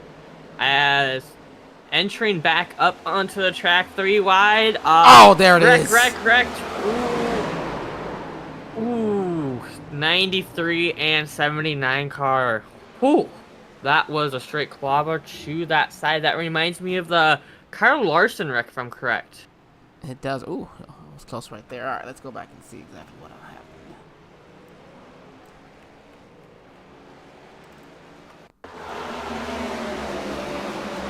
So this is that right before everybody's checking up. Oh, the 8 might have gotten some damage from that too.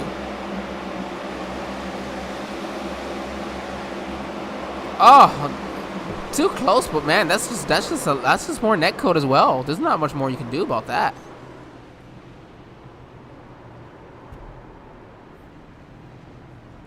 For those of you watching, if you're not familiar with what we call netcode, simply being, and as simple as hopefully as I can possibly put it, of course, when you have all these people on one internet server or, on the same server, not everything, and of course not everybody's going to have the same internet speed, same capabilities.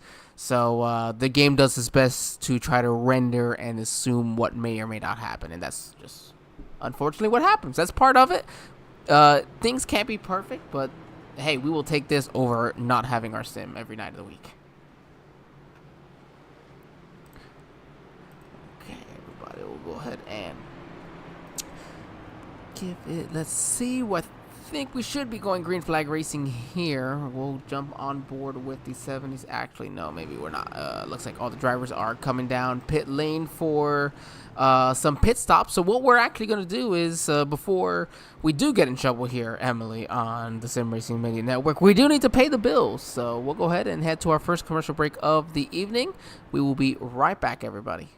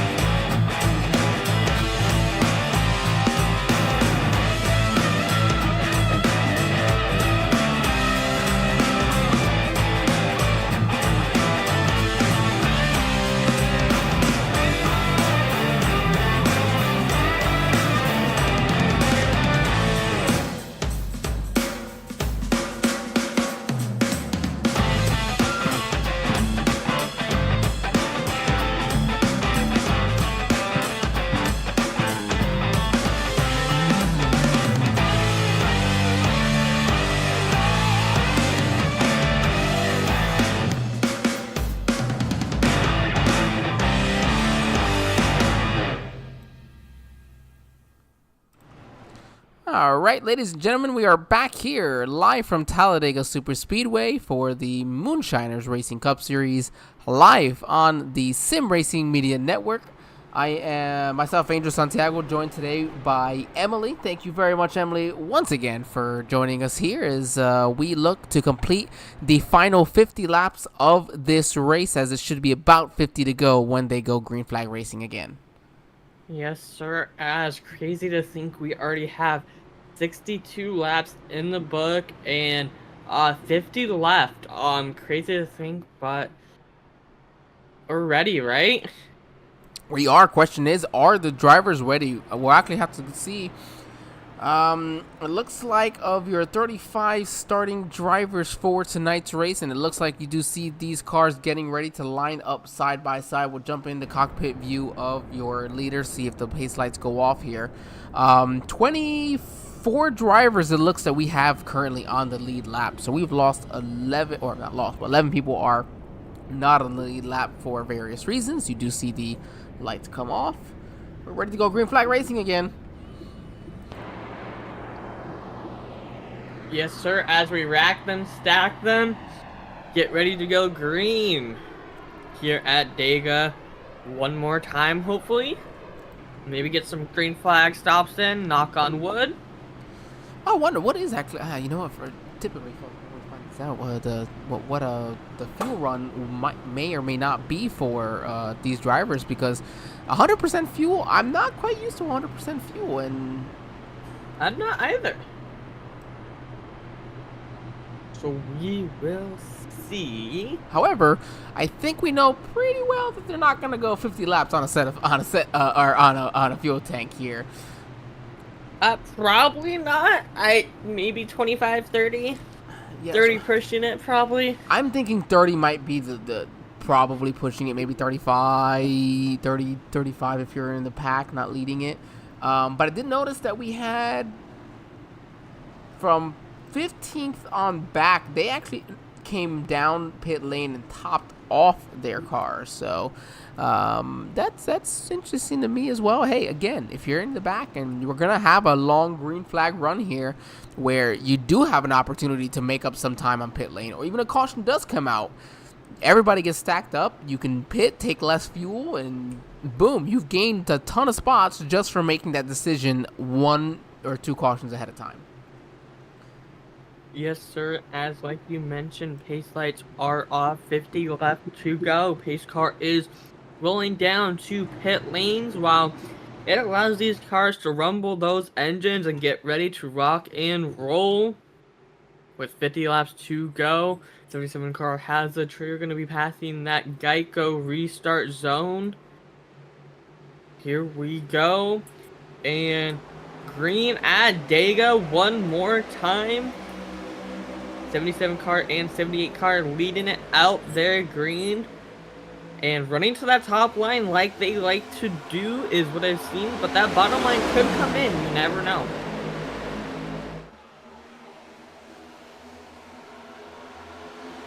Number 7 and number 6 at the bottom looking to make that inside lane work right now. But definitely the numbers are winning on that high side. And you have, like, we heard from the 77 himself. He said, I like the middle lane. So when you have somebody who's confident and wants to be up there leading it, he's got a really good pusher behind him. And then number 78 of Wayne Bowen, assuming that they are teammates indeed. So that's kind of spells trouble for the rest of these drivers. Yes, it does, as green flag, and definitely going to be interesting as these drivers are rocking it and moving like a hornet's nest back there, as in the wall, 2 cars go. Wow, 3 wide, 7 back in the back of that pack as the leaders try to pull away. 3 wide, is that a good idea? Well, the 8 did say you go for broke today, right? Yeah. He's on the outside, and he's looking to make some time up there. And he's got the 5, his teammate, behind him. I don't know if the 79 is his teammate. Let me see. No, not the 79. But it's the 8, the 5 on that outside. And then he also then has the 3, 1 car behind him, who, of course, even though he's not on the lead lap, he wasn't in the playoffs. His goal wasn't to win this race anyways. His goal was to push Warren to a win. So he's back out there. The engine's replaced. It's a fresh engine. No real body damage he got from it. Of course, he avoided causing a massive incident by being able to get away from one. So that still might work out really well for the 8. Yes, sir, as the 3 car is back out there. Woo! 3 cars back out there with a brand new engine already. So that's what we're just saying over here. He's gonna make this work to try to help that number 8 of Warren Young, who's trying to make something happen on the outside. He's now got the 83, who's found his way back to the outside, trying to get to the lead. He just loves to be out there. Yes, sir. As I have a feeling, like you mentioned, that 8 car gonna try to make moves on that high line with working to lap 70. Still crazy that we're already on lap 70. Seems like 5 minutes ago we just started this race. With how action-packed it's been all night. Normally, Talladega isn't like this. No, you're right, but that's the thing. You also, and that's one thing I struggle with as a racer. This is why I mention it. Is where the race, it goes through progressions. You know, you have your different sections of the race. You know, really, where it's. You almost divide it up almost into multiple races where it's not always going to be the same, you know. You can have a lot of cautions at first, and then it could be vice versa the other way, you know, or it could happen the other way around. So how you prepare yourself really for this final run, you have what looks to be maybe 2 more pit stops here till the end. So if I'm you know, any one of these drivers, which you can clearly see, the middle lane has disappeared. Now it is just the inside and then the far top lane to try to give everybody as much room as possible. Yes, sir. As new race leader, 55 car, out there pulling it in. Okay. That definitely shakes it up with 55. I believe this is gonna be his first lap led, if I'm correct. He might have gotten a lap led under the caution. One of these cautions, I feel like I remember, but it don't matter right there because Chris Davis behind him. Is it? We can't get one driver to be just the biggest mover. Once again, we got 2 drivers tied for the biggest movers today at 26 positions up for both Chris Davis and Nicholas Atwood in that number 24. We see this number 24 in multiple issues today, and here he is running in 5th. Yeah, 100%. That's, to be fair, that is my first time seeing the 24 car. No offense. Well, no, he had a slight. That's the one that that ended up. I just only remember briefly. At the end of stage 1, where something happened in the back of the pack. I know you saw it briefly from the side of the camera, but I wasn't paying attention. And we went back there. The 24 was like 2 seconds behind the front pack. So something had happened. We had just missed it on camera. But nice recovery for him to be running up here in 5th spot right now in a pretty solid prime position. Yes, sir. As 3 wide again, as that 8 car is trying to make that top line work with those cars. Will it happen? They do have more cars than that middle line, but it matters, but it doesn't of how many cars you have, realistically. You can have 3 cars and be able to be faster than the main pack. Yeah, yes, and that, as a matter of fact, I think you even mentioned that at the start of it briefly, where if you have 3 good cars, yes, because you were talking about it when they were on the outside, where you want them to, you can have 3 good cars on that high side, and it be way faster than a 5 or 6 cars on the bottom who just can't get linked up together, which is really where we're going to see some interesting aspect. Oh, man, that's a caution. Lap 71, wholesale pit stops, I believe, from everybody once it comes around, don't you think? I 100% believe so as well. The question will be... Go back here, see exactly what happened. We're on board with the 9. Oh, I already almost could tell what happened. Yeah, the 5 just wasn't clear, unfortunately, and just spins off of the nose. Oh, he gets a ton more damage. You know what? There goes another one of those teammates for that number 8. The outside line was working. I don't think that 8 car realized that there was not enough room to make that happen. Yeah, but sometimes, you know, you have so many people as well in chat that you almost lose that opportunity.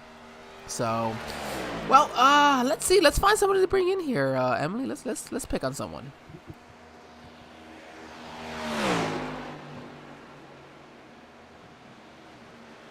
Just is there a team we haven't picked from yet? What about Jeff Carson? Let's bring in Jeff Carson. Actually, I think he was just in that one, actually. Yeah, he was a car that rode off the front, or they rode off the front of his car, or of his nose. Let's see. I believe I actually know who Jeff Carson is.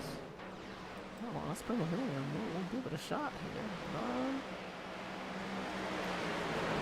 Jeff, this is Angel and Emily here in the SRM broadcast booth. You got us?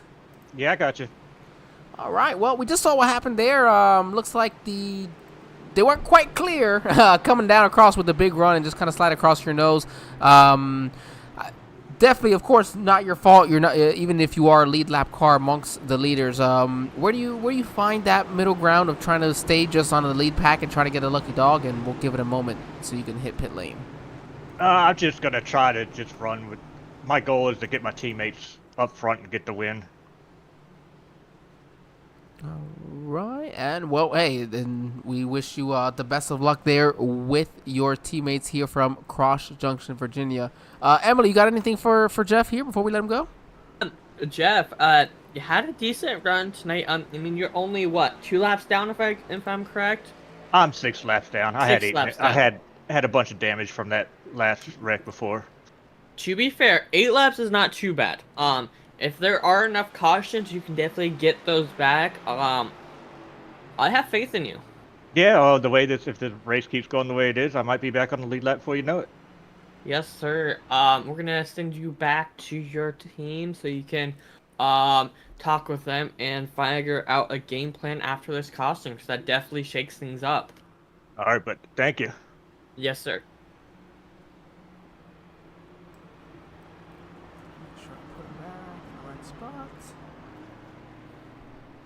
I'm sorry, Jeff. Where did we have you so we don't put you in the wrong spot? Beast mode. Beast mode, I thought so. There we go. Alrighty. It's like I had it hovering, and it just had that slight inclination of maybe I'm wrong. I should ask. It's always better to double check before you do something. Absolutely. And you know what? Just because we are feeling generous, let's go ahead and see if we can find Randy Mullins. He's going to be your leader here. Let's see. Oh, here he is. Randy, this is Angel and Emily here in the broadcast booth. You got us? Yeah, I sure do. Well, some strategy, just something a little different once again to get back out here to the lead. Randy, what's your plan here? I've noticed you've been trying to stay out in the back, at least not be too involved in the front of these races. When does that change here over the next 50 laps? Well, a full tank you can get right at 40 laps, and we had 41 to go on that lap. So I stayed out one extra lap to fill it up and hopefully make it to the end. Well, I'm going to say Randy gets interview of the evening for giving us this information that now makes it a lot more entertaining for the rest of us. Yeah, if it stays green, there's going to be some that's going to run out. But we were speculating up here. We didn't know for sure. So knowing that puts you guys right on the bubble, that's going to be very exciting. Yes, it is. So in that situation, Randy, how do you manage that? Is your plan, do you plan to, I mean, not that you want to give up your plan, but it's typical for drivers, you know, you're always trying to figure out if you want to stay in the back or get to the front. Do you have anything in particular? Do you want to give it up? Do you care? I'm going to stay in the back because I have a feeling they're going to wreck, and then I'll go from there. All right. Emily, you got anything here for Randy before we let him go? Randy, I expect to probably see you up there, especially at the end, like you mentioned. That one lap I feel can make a difference, especially if you can save. Yes, I wanted to make sure it was topped off. I stay in the back and use the draft. I think I'll be all right. Yes, sir. I have high hopes for you. We're going to let you get back to your team channel and hope to see you up front. Okay, thank you. He was on the first one. I don't have to ask for this one. I think I got this one right. We'll have to. I didn't think about it until just after sending him away. We'll have to see if, for Randy, this decision was made a little easier, maybe with some of the playoff drivers having some issues in tonight's race. Probably. But just thinking though, Randy should be good to go. He's hitting about exactly 40 now. My opinion is the pace car lights off now? Yes, they are. We are going green. Plenty of the laps, 55 and 29, shaking up the front end of the field. 55 still your race leader, getting ready to go green, passing that Geico restart zone, mid-zone, and we are green back at Talladega. 55 car running that high line, not having the teammate that he wants back behind him, unless that is his teammate. We'll here. No, 29 and a 55. I have to double check that one. Regardless, they are up. They are moving. We are now down to just under 40 to go, as previously mentioned. The only thing is, if you're leading the 55 just left out to hang in the middle. I don't think they're teammates. But wow, that puts him in between the other two teammates. If you look, that's beast mode on all those quarter panels from in between the 55 and the two cars in front of him. So he's stopping them from linking up and be able to run away from the pack. You know what? That is correct. Yeah, beast mode's got quite a few drivers inside there, and the numbers will be a little bit off compared to what we have up top. So we'll figure out one way. I'll figure out one way to read it correctly. But regardless, man, these guys are going to stay side by side. Now, this is as close as racing as you're going to get without the 3-wide action, because there's a certain level of intensity. You're at the second half of the race, but you still know there's a decent amount of laps where you don't have to be too intense. I say that as these first two drivers are just looking to make some... Wow, they just started pushing each other. Did they just make room for their teammate to come up? I think so. That is a power move for you just to say, you know what, I'm going to push you so hard that there is now an opening behind us for our teammate. 1, 2, 3, non-one teammate, and a teammate behind them. Wow, that beast mode is... They have come up to make something happen. I'm excited to see what happened, but hey, I think I'm mistaken. Didn't they say Shane would be winning this race? Too early to tell. Who did they say was going to be winning this race? I said 77, but that's just me. Yeah, no, definitely going to be an interesting race. You notice how there's Camrys and Chevy. Does that mess with your mind a little bit too? Well, it does. Beast mode, beast mode, beast mode. It does. It does a little bit, yeah. But you drive what you want to drive.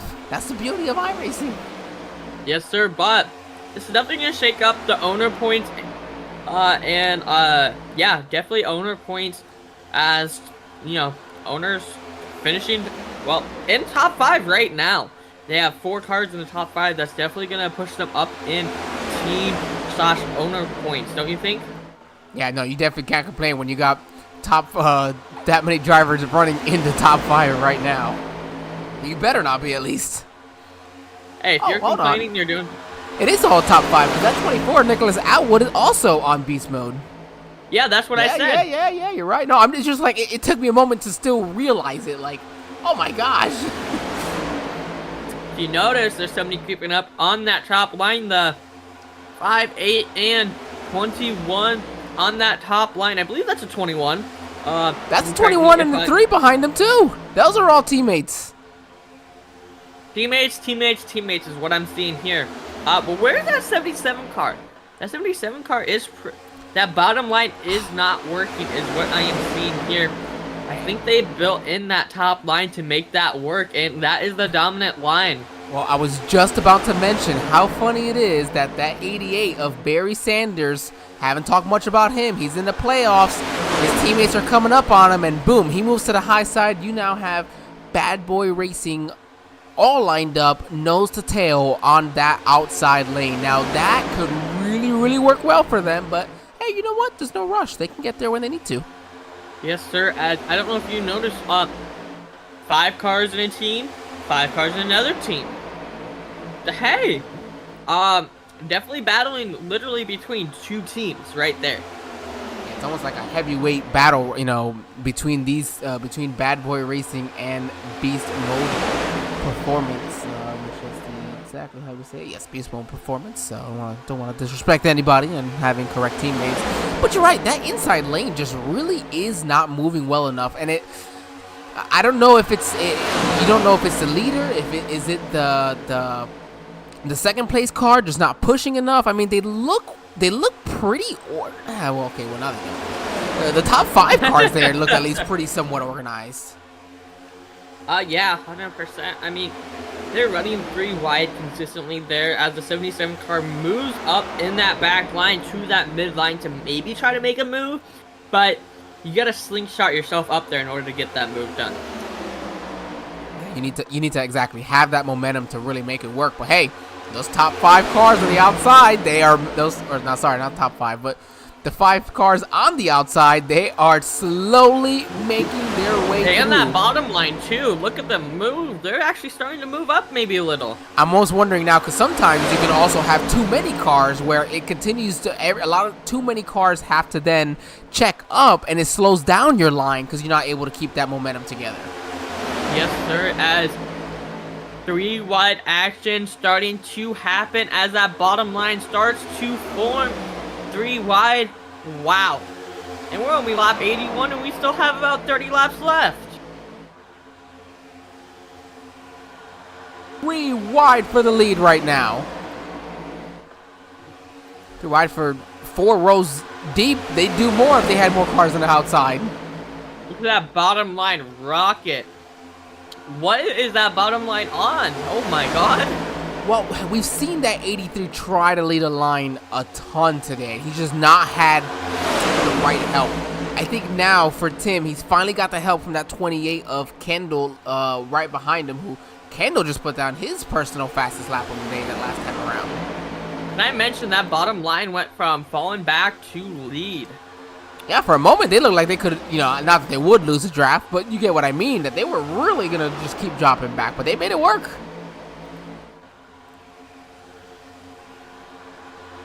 I think that 77 car might be regretting his decision going up high. Well, 77 might also just want to be getting out of what could be a mess, and what the...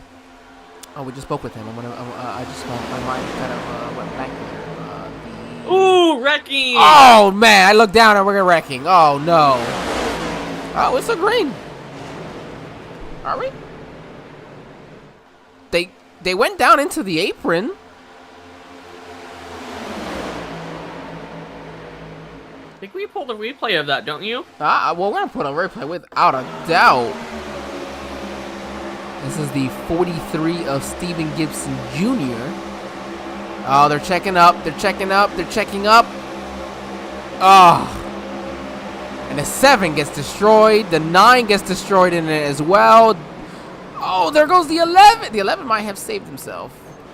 Paul Gallimore. Looks like minimal damage, but Warren Young, I saw him up against the wall. Did he take any damage in this? I hate to rewind. I'm sorry, everybody, but I gotta see when we have a championship driver. Especially Jeff Carson. We just talked to Jeff Carson, and he was trying to help his team. Looks like he might be done now. Yeah, he might be done for the evening. The 8 of Warren Young looks like he will escape without the damage. However, this separates quite a bit because he is now, let's double check, 6.5 seconds behind this front group of 10 cars who, if they were to get in line, they could just completely pull away from the entire pack. Yeah, and this comes back to what I mentioned earlier, the pack splitting into literally, that is what it caused to split into. Now they have a lot of work to catch back up with that main pack.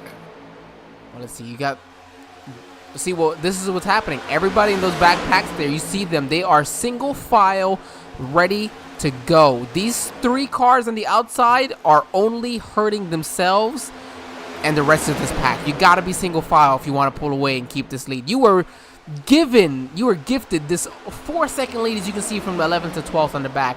You gotta make. I guess you can go take the lead with it.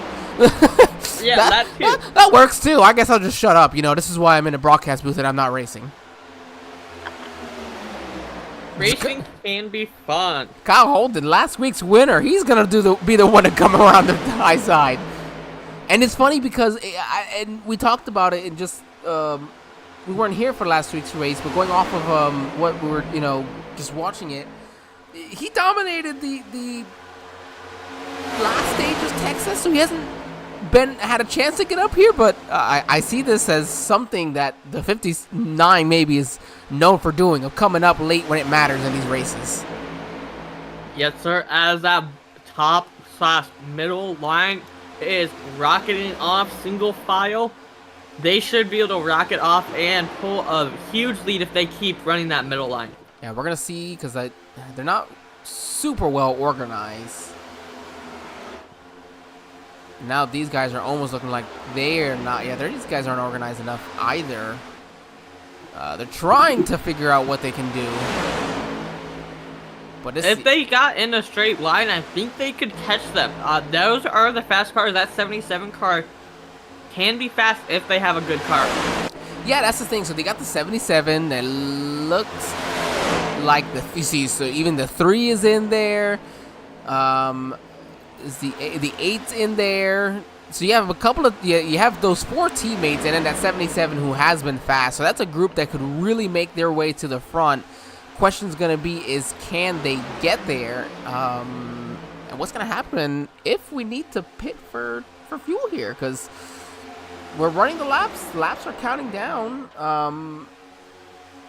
Actually, Paul Whitley Jr. and that number 74.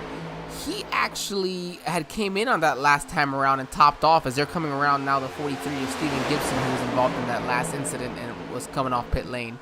Let's see. This front pack has him, Paul Whitley. That's it. He's the only one in this front pack that came in and topped off. Yes, sir.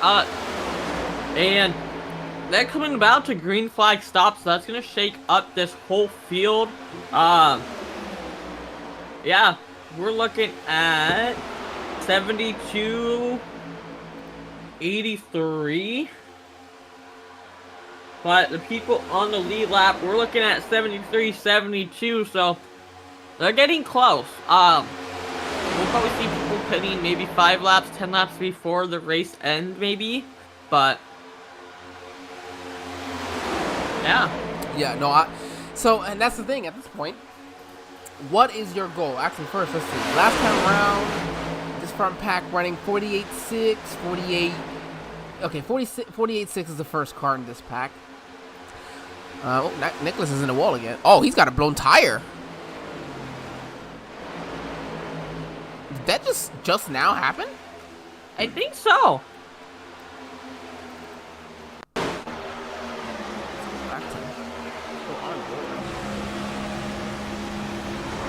Ooh, he got turned into the wall.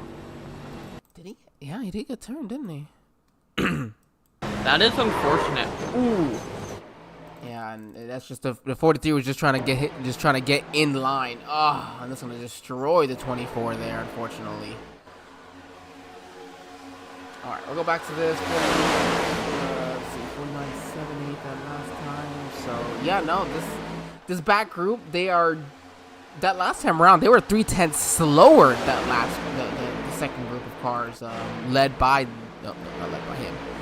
Led by the 8, but yeah, I feel like they might catch up. We'll have to see around this next time, because the previous time they were about 3 to 4/10 slower. Yes. Yeah.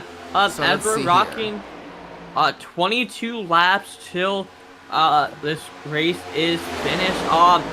Crazy to think that 22 laps and we will have a winner. There it is. 22 laps between. They have a time to pit between this 22 laps, and we might see people coming down pit lane very soon. Okay, so the second pack actually did get lined up really well. The only problem with this front pack here is, as much as you love to run that middle lane, when you're a single pack, you should be stuck to the bottom.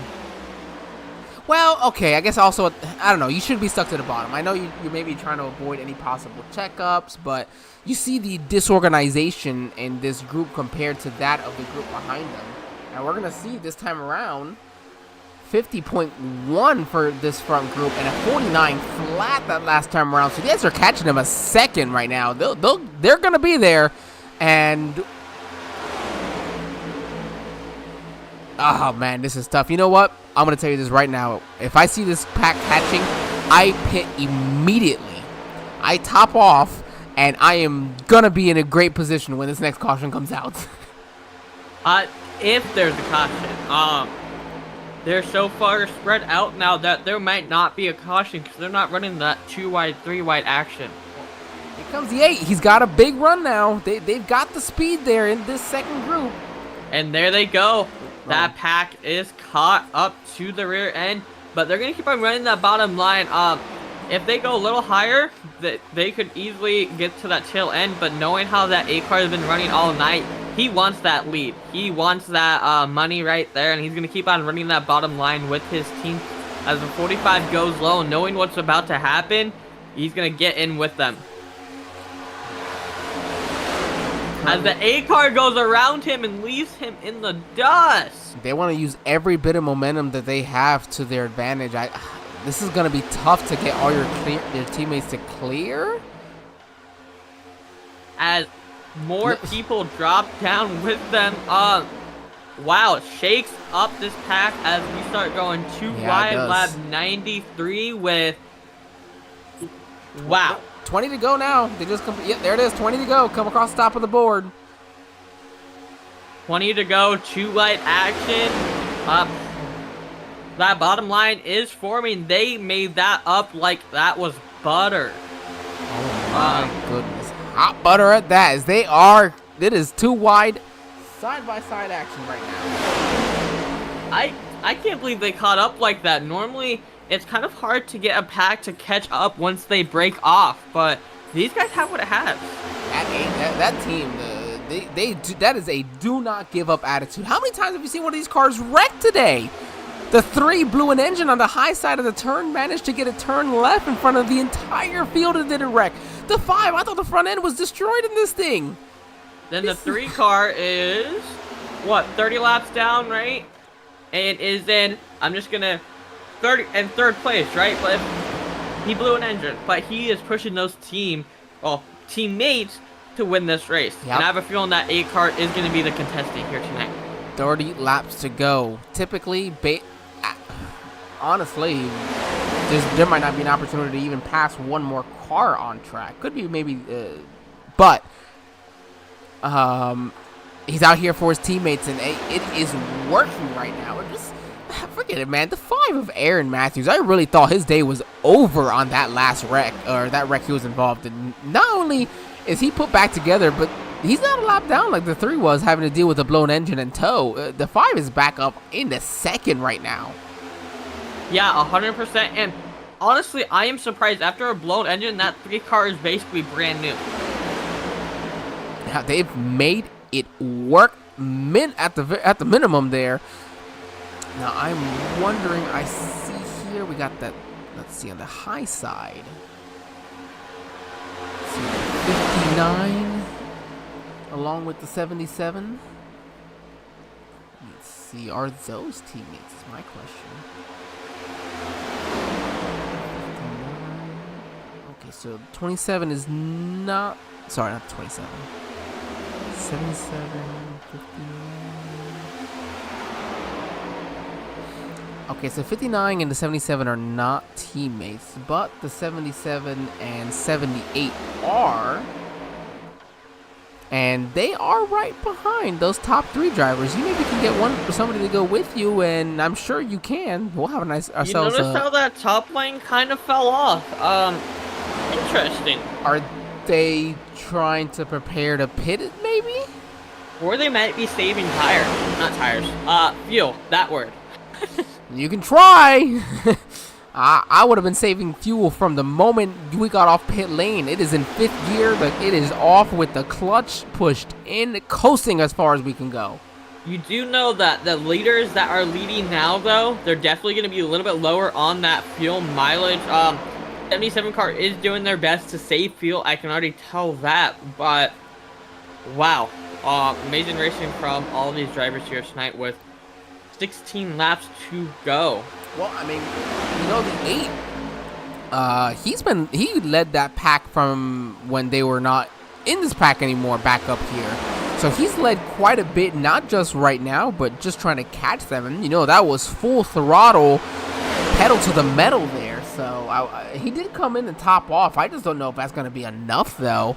And, hey, it could be different from in car. We could be seeing something different in car. But right now, these drivers knew it. The limit was about 40.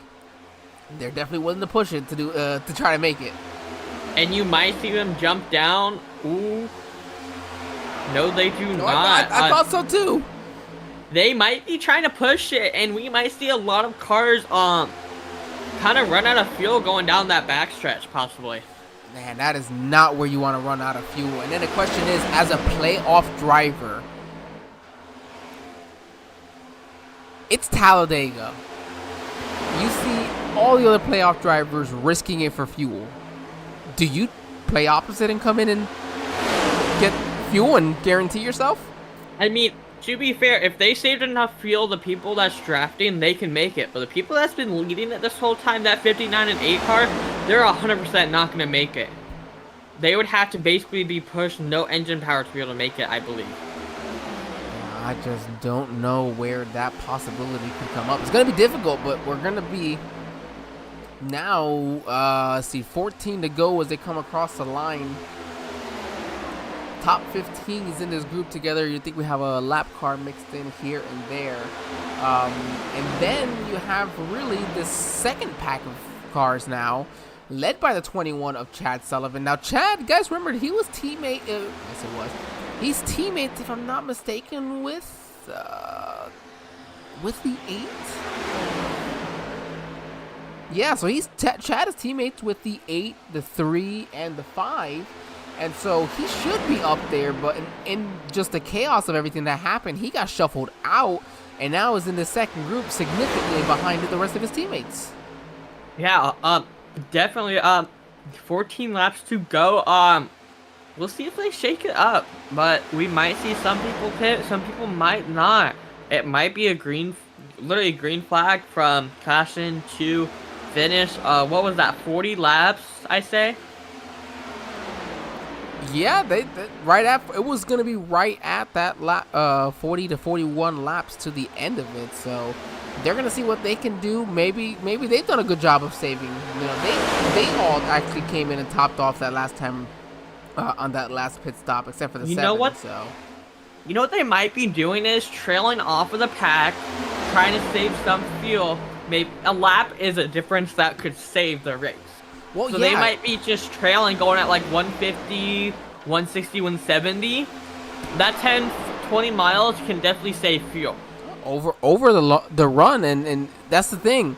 It's not that you might not even need to save a whole lap. You might only just need the extra half lap to make it. And by the time these drivers are hitting pit lane, I don't care if it's a cup of gas and go.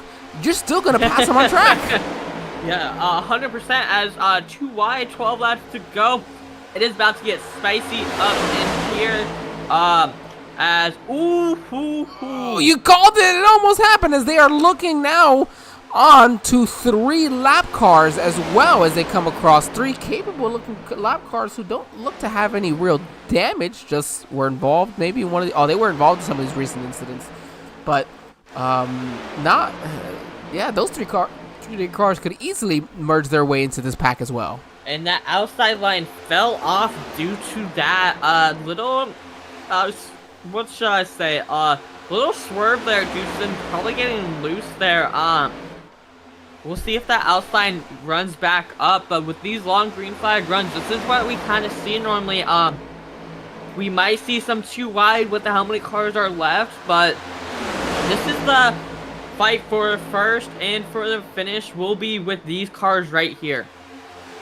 As we are 11 laps to go, we're coming down to the final 10, and oh man, this is gonna be exciting to see. You already see that outside group or outside lane trying to work its way back over, and everybody's just gonna keep fighting over the last 10 laps, trying to fight for every position possible. You see the 77 has found their way right there in the middle of it as well, But 10 laps to go, Emily.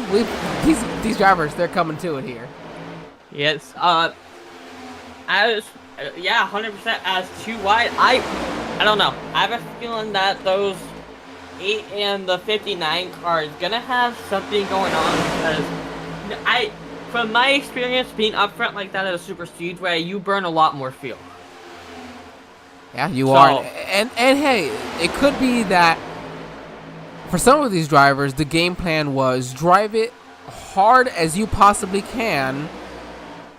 We're not going to make it. Let's not try to risk it and run out of fuel as a playoff driver. We're going to race as hard as we can, lead as many laps, come in, pit, we'll come back out, and we're going to finish exactly what we're going to finish with some of those other drivers more than likely running out of gas. So, can I also mention be the side strategy. All of these playoff banners, I just now noticed there's at least, 6, 8 playoff drivers right in this pack right here. Let's More see. like 4, 5. Okay, let me phrase that. 5, my bad. 2, 3, 4, 5. Yeah, 5. There we go. There's one in that pack pack of 4 right behind that kind of got dispersed on that last incident. Yes. 6 playoff drivers in this main pack. One of them leading currently. Wow. Yeah, Tim Wortman's in that next. Yeah, Tim Wortman is that 6 car back here as part of the playoffs. Because you have Warren Young. And where is John? Kyle Holden, who is our the winner, the only one to make it through to the next round guaranteed. Barry Sanders. Who do you have? You said John? John Binder, I believe, that number, what is it? Blank space. Tim Wortman, I believe he is in front of John Binder now. Let's see, yeah, because John Binder might be the only, let's see, yeah, he's, John Binder, whichever one it is, John, I hope we're doing it right for you. They are running in the 17th position in that number 33 Chevrolet Camaro. He's actually sitting right behind the, yeah, you're right, Chad Sullivan there. So those are your, who's the other playoff driver that we're missing? So they're all the ones that are in the bubble are go 1, 2, 3, literally. Or, well, yeah. So it goes, that definitely, shakes it up. Tim Wortman should be good. John Binder, he is gonna have to push to be able to catch up to Tim and maybe be able to take that away.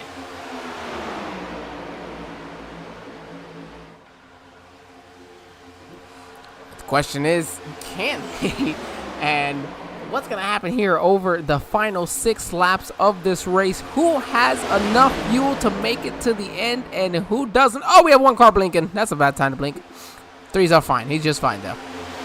But that does hurt. That does hurt the draft, though. Yes, sir. As that high line pushes out. Hey, what do you see up there? We see this 77 making their Yes, way sir. to the front. But guess what? In front of the 77 is the 54, Randy Mullins, who, he said it. We talked with him. He came in and pit when he wanted to. And if he's making his way around the outside right now, leading it, he can make it. He can make it. He's saved enough. Yeah, 100%. But they are side drafting that inside line like it is nothing. But they gotta get linked up, back-to-back bumpers to be able to catch that inside line. That inside line is gone with the 8-5 and 3 car. Yeah, he's gonna have to do some intense side drafting. That's correct. Pull up off of them when they go down the straights, and then you're gonna have to wonder what is their fuel mileage gonna look like as well. And that's the thing as you're racing for the 54. You're good on fuel, sure, that's great. You're in the playoffs, so that should be really good.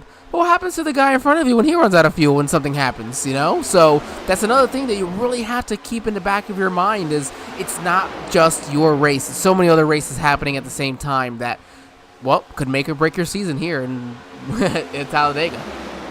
As we are, 4 laps to go. crazy to think we already put over 100 laps in the book here tonight, and 4 laps will determine the winner at Talladega. Yes, 4 laps to go. Look at this. And we peeking a little bit of 3 wide there on the outside, which, you know, the moment they take it 3 wide, it could really hurt them if they don't have the organization. But that 29. 3 wide, there they go. Chris Maybe. Davis. They're thinking about it. They're looking. And look, they go. And that is going to kill that middle line. I have a feeling. Yep, that middle line is done. Well, we'll have to see if these 3 drivers can stick to each other in the middle. But guess what? That outside lane didn't go anywhere. It just stopped. Stalled out completely. That is rough as we are 3 laps to go. Inside, outside line, only 2 lines working right now as the 77 is behind that number 54, trying to push them up as that number 29 car is working to try to move the outside line. 77 car moves up, gets a push by that number 29 car. Wow, I did not see that coming. 4 wide. Oh, teammates. They're teammates. Teammates. 2 teammates pushing. Look at them push. Hopefully they don't blow their engine, knock on wood like that number 3 car did, because if they push too hard, I mean, it's only 3 laps, but they gotta be careful. They came in ready for the show. The 8's gotta be like, come on, keep pushing here, and we gotta go. 2 laps to go here for the Moonshiners Racing Cup Series at Talladega. Man, oh man, these drivers are on top of each other. RS button boxes. You chose the right race to sponsor here for the 300 miles because these drivers are ready to put a show. Here goes the 5. Oh no, they're wrecking behind them. Wrecking. Is there going to be a caution? There's a caution. Oh man, a lot of drivers did not want to see that one. 3 laps to go, and I am going to talk about this now. We have a green-white checkered. We have 3 of them. It is not a natural one, so we'll have 3 tries to run it again. So, if they do not get it going on the first time, the first restart, they'll have another one. But I'll get back to that after we watch this replay. I kicked that prematurely. I apologize. No, you are fine. Oh, the 88 had a big run and went to go to the outside of the 78. I just didn't have the time. 45. Oh, the 45 took heavy damage. You're right. Oh, yeah. That car is done, so. All right, well, you have 19 cars on the lead lap. The 93, I don't recall having been involved in this, so he should get his lap back to put 20 cars on the lead lap here. And I believe wholesale pit stops from everybody, don't you? Okay, that's the thing. Do you have wholesale pit stops? If you're the 54, let's see. I would think you might want to throw some fuel on there, because you never know, right? You might be able to make it these 3 laps, right? What if another caution comes out, right? That is true, but the question is as well, how much fuel does he have left? If he's got more than that, if he feels more comfortable, then, you know, it always has to happen. 2 laps to go on the backstretch. They couldn't just have made it the extra half mile. I'm sure Kenny would have wished for that one. Yes, he would have, as he was rocking it on that high line. All right, gentlemen, ladies and gentlemen, we'll go ahead.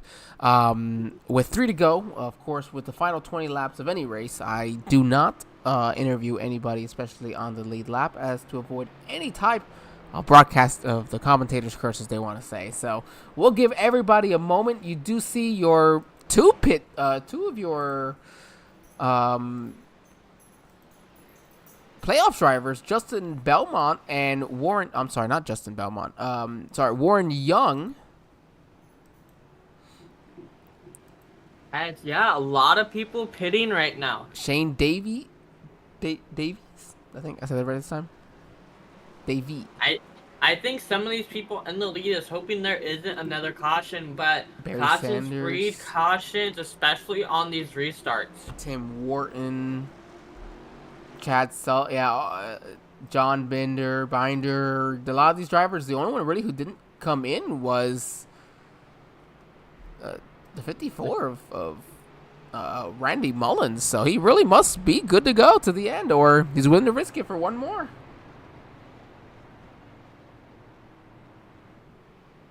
as we get ready, 3 laps to try to restart it. We'll have 3 tries at restarting this. If they don't get it in 3 tries, it will finish under caution.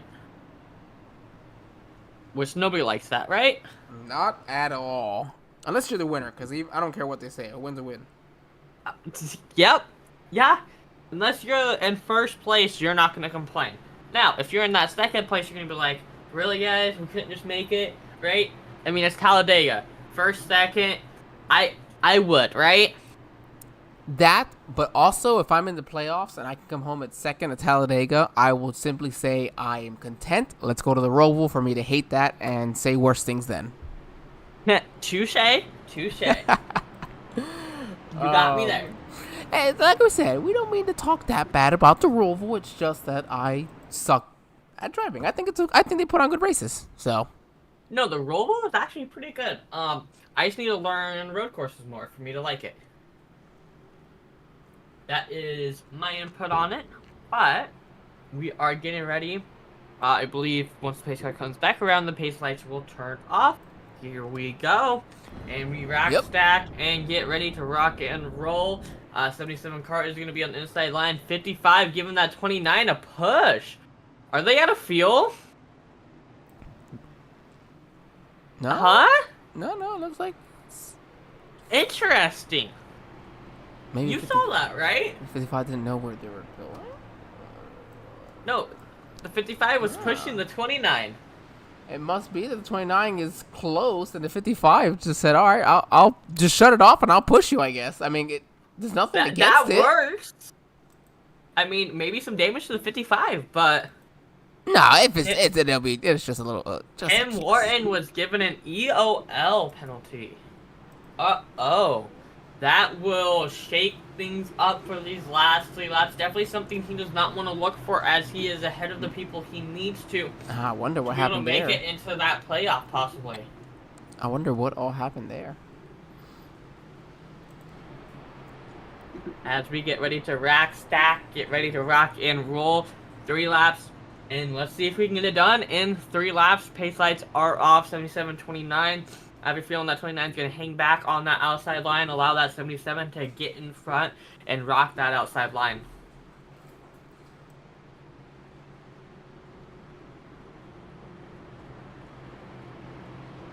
You're fine. I will take us to green as we are getting ready. Chris Davis in that number 29 car. All right. iRacing.com, pace car getting ready to go down. These drivers are eager, are they not? I would be eager as that number 77 car and 29 car, 2 teammates on the inside and outside of each other, getting ready to go into that Geico restart zone, ready to rock and roll, pedal to the metal when they have the trigger. And the trigger activates now. Green we go for the last 3 laps. Interesting to see which one wants to go in front, as they're both teammates, and I have a feeling the 29 is going to try to jump down. You'd almost hope so, because the 29's in the playoffs and the 77 isn't. So, but I don't know. But look at the 29's doing. 29 has 3 more playoff drivers behind him, multiple teammates as well. 3 wide. Unless they control the race. Just 1 more lap. We just have 1 more lap to get around them, right? Yep. Oh, the 54. Oh, he made it to the top. The 54 was able to make it to the top. Unreal. I thought he was getting left out to hang in the middle. No. They're okay. They're good. Good. Hopefully good. Come on. Oh, the 54. This time he will get left out to hang. That is Randy Mullins. The focus right now will be to the front of the field. The 77 is pushing hard on his teammate, the 29 of Chris Davis. Now, the real question is, will the 29 and 77 have enough fuel to make it past this final lap? Final lap, here we go at Talladega. Here comes the 55 moving up. Oh, they're going to get left out to hang. That is a move that you got to be careful to make. It is definitely a move that is hard. If you make that, you can definitely mess up, as the race leader is the 29. And wow. The outside lane got destroyed. Kyle Holden went to the middle with some big run there, and that killed any chance I think that the 8 of Warren Young had. Oh no, they're wrecking! And we are still green due to it being the final lap. Ooh, big hit back there. As they come across the line. Oh, they're still going. Here comes the 6. No, they're going to be side by side. The 6 is going to steal the win here at Talladega. Unreal. What just happened? It goes to 629 and 77. Oh my god, that... Hold on. What? All right, the 6 is going to have a pretty nice push here from the 79. Oh, you see the 6 backed up. Okay, that's coming off of... Yeah, the 6 backed up. Went high. Faked them, and then jumped to the bottom. The 29 had nowhere to go. I don't think that's on the 6 for going under the yellow line. It was just trying to wreck, so... Wow. And that is our results, folks. Top 3 finish goes 6, 29, and 77. Our top 3 finishers here tonight. We'll wait for them to have fun with their team before we get them in. Oh, are you kidding me? We're gonna bring Justin in as soon during his burnouts. Are you sure, or do we want to wait and do him last? No, I don't. Oh, actually, you got to see how this league does it. Is it from first to last, or first to third, or third to first? Normally, I do third to first, but hey, I don't care how we do it. I don't care. Typically, yes, I think. But you know what? I already said it, so I don't have to go for it. All right, let's bring him in. Let's see, Justin.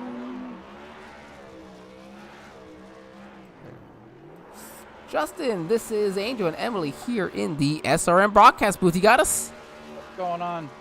Well, I'm gonna bring you in here because you're in the middle of your burnout, and it's always fun to talk to the winner here in their burnout. Justin, how did you manage that at the end? Was that your first lap led? Yeah, I was in like 20th for what felt like the entire race. I would go 10 spots up, 10 spots back. It was wild. That was just super lucky. I was really lucky. I don't even know. I gotta go watch that back and see how it happened. we saw you back up, do it just perfect. You had help from, I believe, the 55 from behind, just enough to get you to to make that move. You were able to get to the, try to fake them, and it just worked out in your favor. Yeah, I don't know. I'm actually watching it now. I got kind of lucky. They broke up and got kind of separated, and it just gave me just enough speed to get through. Wow. Man, that was entertaining. And for a moment, I'm like, wait a minute, oh, no, yes, he won. This came out of nowhere. I was a little worried he was gonna get back in front of me. It was pretty damn close. What a race. Yes, it was very close. Loved seeing that there. Emily, what do you got here for Justin before we give him a chance to really celebrate this victory? Oh, I may have thrown Emily a little bit too quickly here. Sorry about that. Sorry, I was muted. No, I don't really have anything besides. Do you have any friends, family, sponsors you would love to thank here tonight? Bringing home that number 6 Ford Mustang back in Victory Lane. Yeah, shout out Team Watson Racing Setups and Warrior Racing and everybody who put work into the setup. All my teammates that made it happen tonight. It was pretty awesome. And thank you guys for putting it on too. Appreciate that. Well, as I always say, you guys put on the show. You just allow us to broadcast it, so we appreciate that there, Justin. Well, congratulations. Enjoy your victory. Thank you guys. I appreciate it. Alrighty, and that was Justin, race winner, and let's get the 29 car in here. All right, Chris, this is Angel and Emily here in the SRM broadcast booth. You got us? Yeah. Man, what an interesting finish. How do you describe what happened there? Frustrating. I seen Kenny kind of get a little bit of a run, and of course we're teammates, so I knew it was going to be a tough battle there, but seeing him kind of move high, and I thought Justin was pushing him, so I started to go high, and then all of a sudden I looked low, and there was Justin. So can't complain. 2 second place finishes back to back. So Well, Frustrating, if you, but good. I do. I understand that one. Did you get a chance to go back and look at it already? I just actually looked at it. I think if I would have just stayed low, probably would have had Kenny still. And I don't know, Justin had a huge run coming there, so it was drag race, but Yeah, it's he had a huge run. I think this is one of those situations, Chris, where I think almost no matter what you do, it would have not worked unless, like you said, you kind of just you decide to do what's opposite of what's normal and just stay in one place. Nobody yes. can expect that from anyone to just stay there and assume it's going to work out for you. You got to go on the offense and fight for it.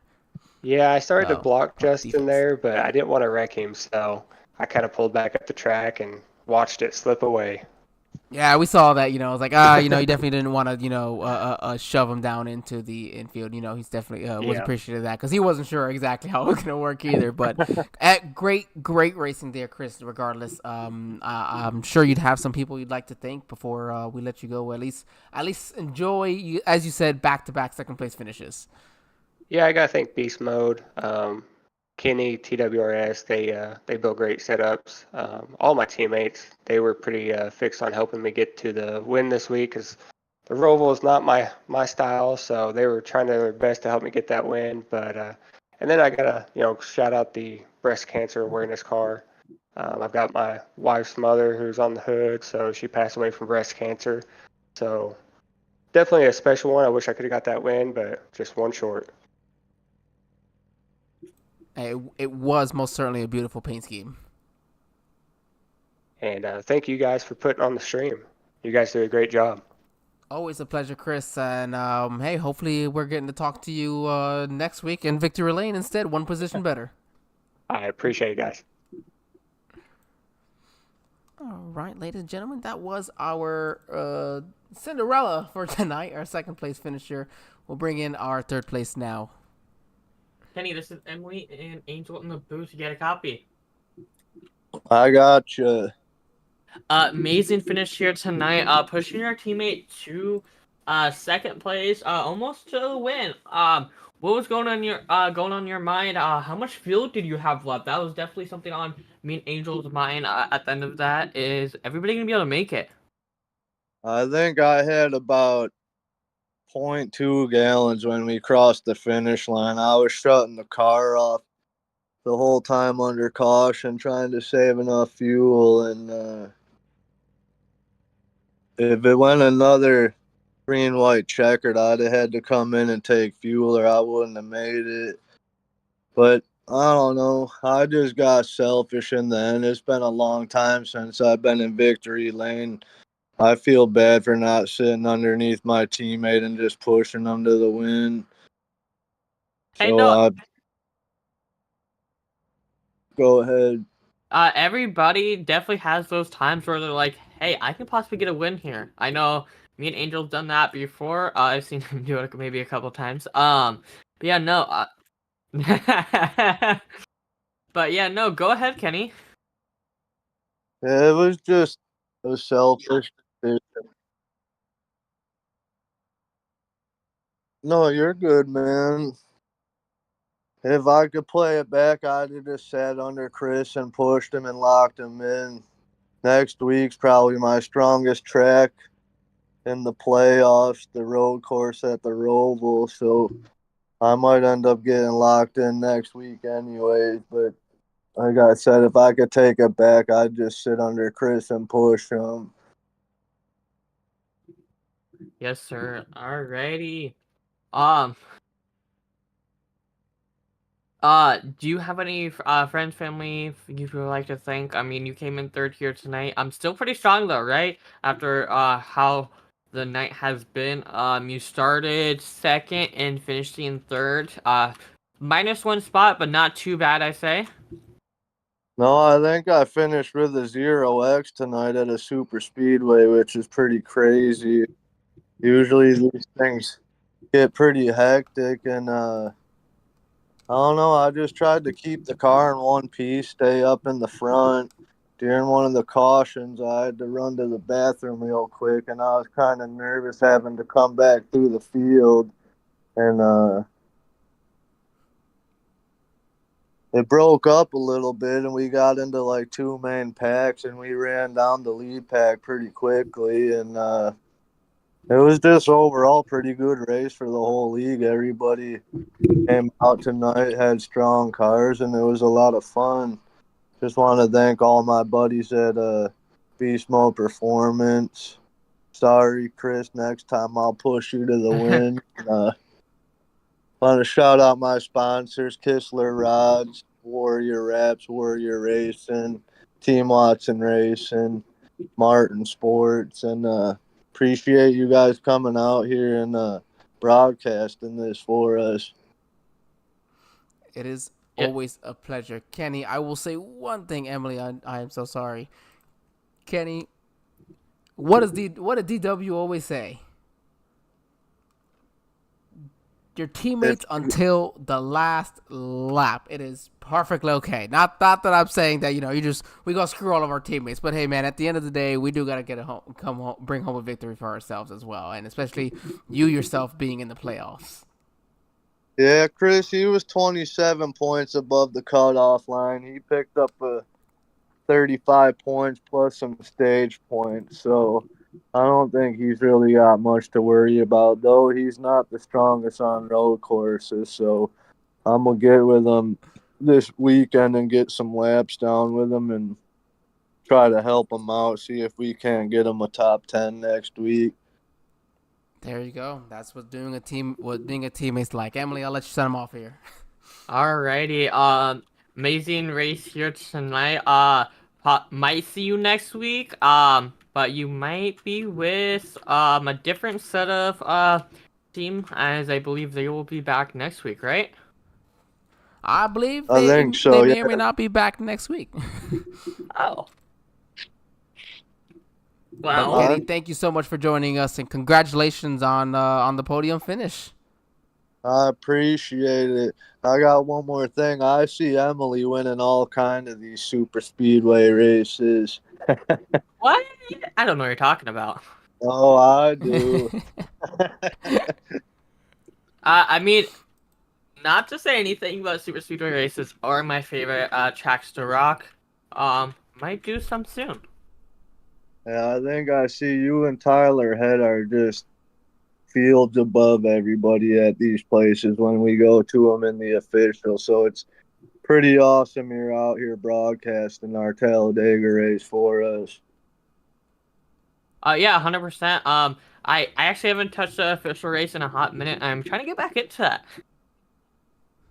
I'm right there with you. I built for Team Watson Racing, and I should probably race more, but you put so many laps and you just start getting burned out. Yes, sir. I don't want to cut you off there, but we're gonna let you go. Celebrate your third place finish there with your team. Have an amazing night. All right. I appreciate it. You guys have a good night. You too. And always a pleasure, especially when drivers recognize you out from officials. Oh yeah. I don't do any officials. I think I've done maybe 3 officials this year. So, I think I've done. Yeah, I'm probably on par with maybe like 10 officials. Yeah, maybe that might be. Man, who knows? Well, regardless, Justin Belmont coming home with the victory here in tonight's race. Chris Davis in second, and we just finished speaking there with Kenny rounding out the top 3. Shane Davies in 4th, Brandon Bikey in 5th, Randy Mullins in 6th, Jeff Taylor's in 7th, Warren Young in 8th, Barry Sanders in 9th, and Kendall Leverin, if we didn't butcher that for the 6 millionth time for everybody else, gonna round out that top 10 for you. Alrighty, and 11's gonna be Paul Whitley. 12th is gonna be Garrett Jacobs in that number 27. 13th's gonna be David. Baldassari? In the number 45 car. 14th is gonna be John Binder. 15th is gonna be Kyle Holden. 16th is gonna be Wayne Bowen. 17th is gonna be Chris Spear. 18th is going to be Chad Sullivan. 19th is going to be Nick King. And running out your top 20 is going to be Ryan Huff. 21st is going to be Paul Gallimore. 22nd is going to be Aaron Matthews. 23rd is going to be Tim Whatman Jr.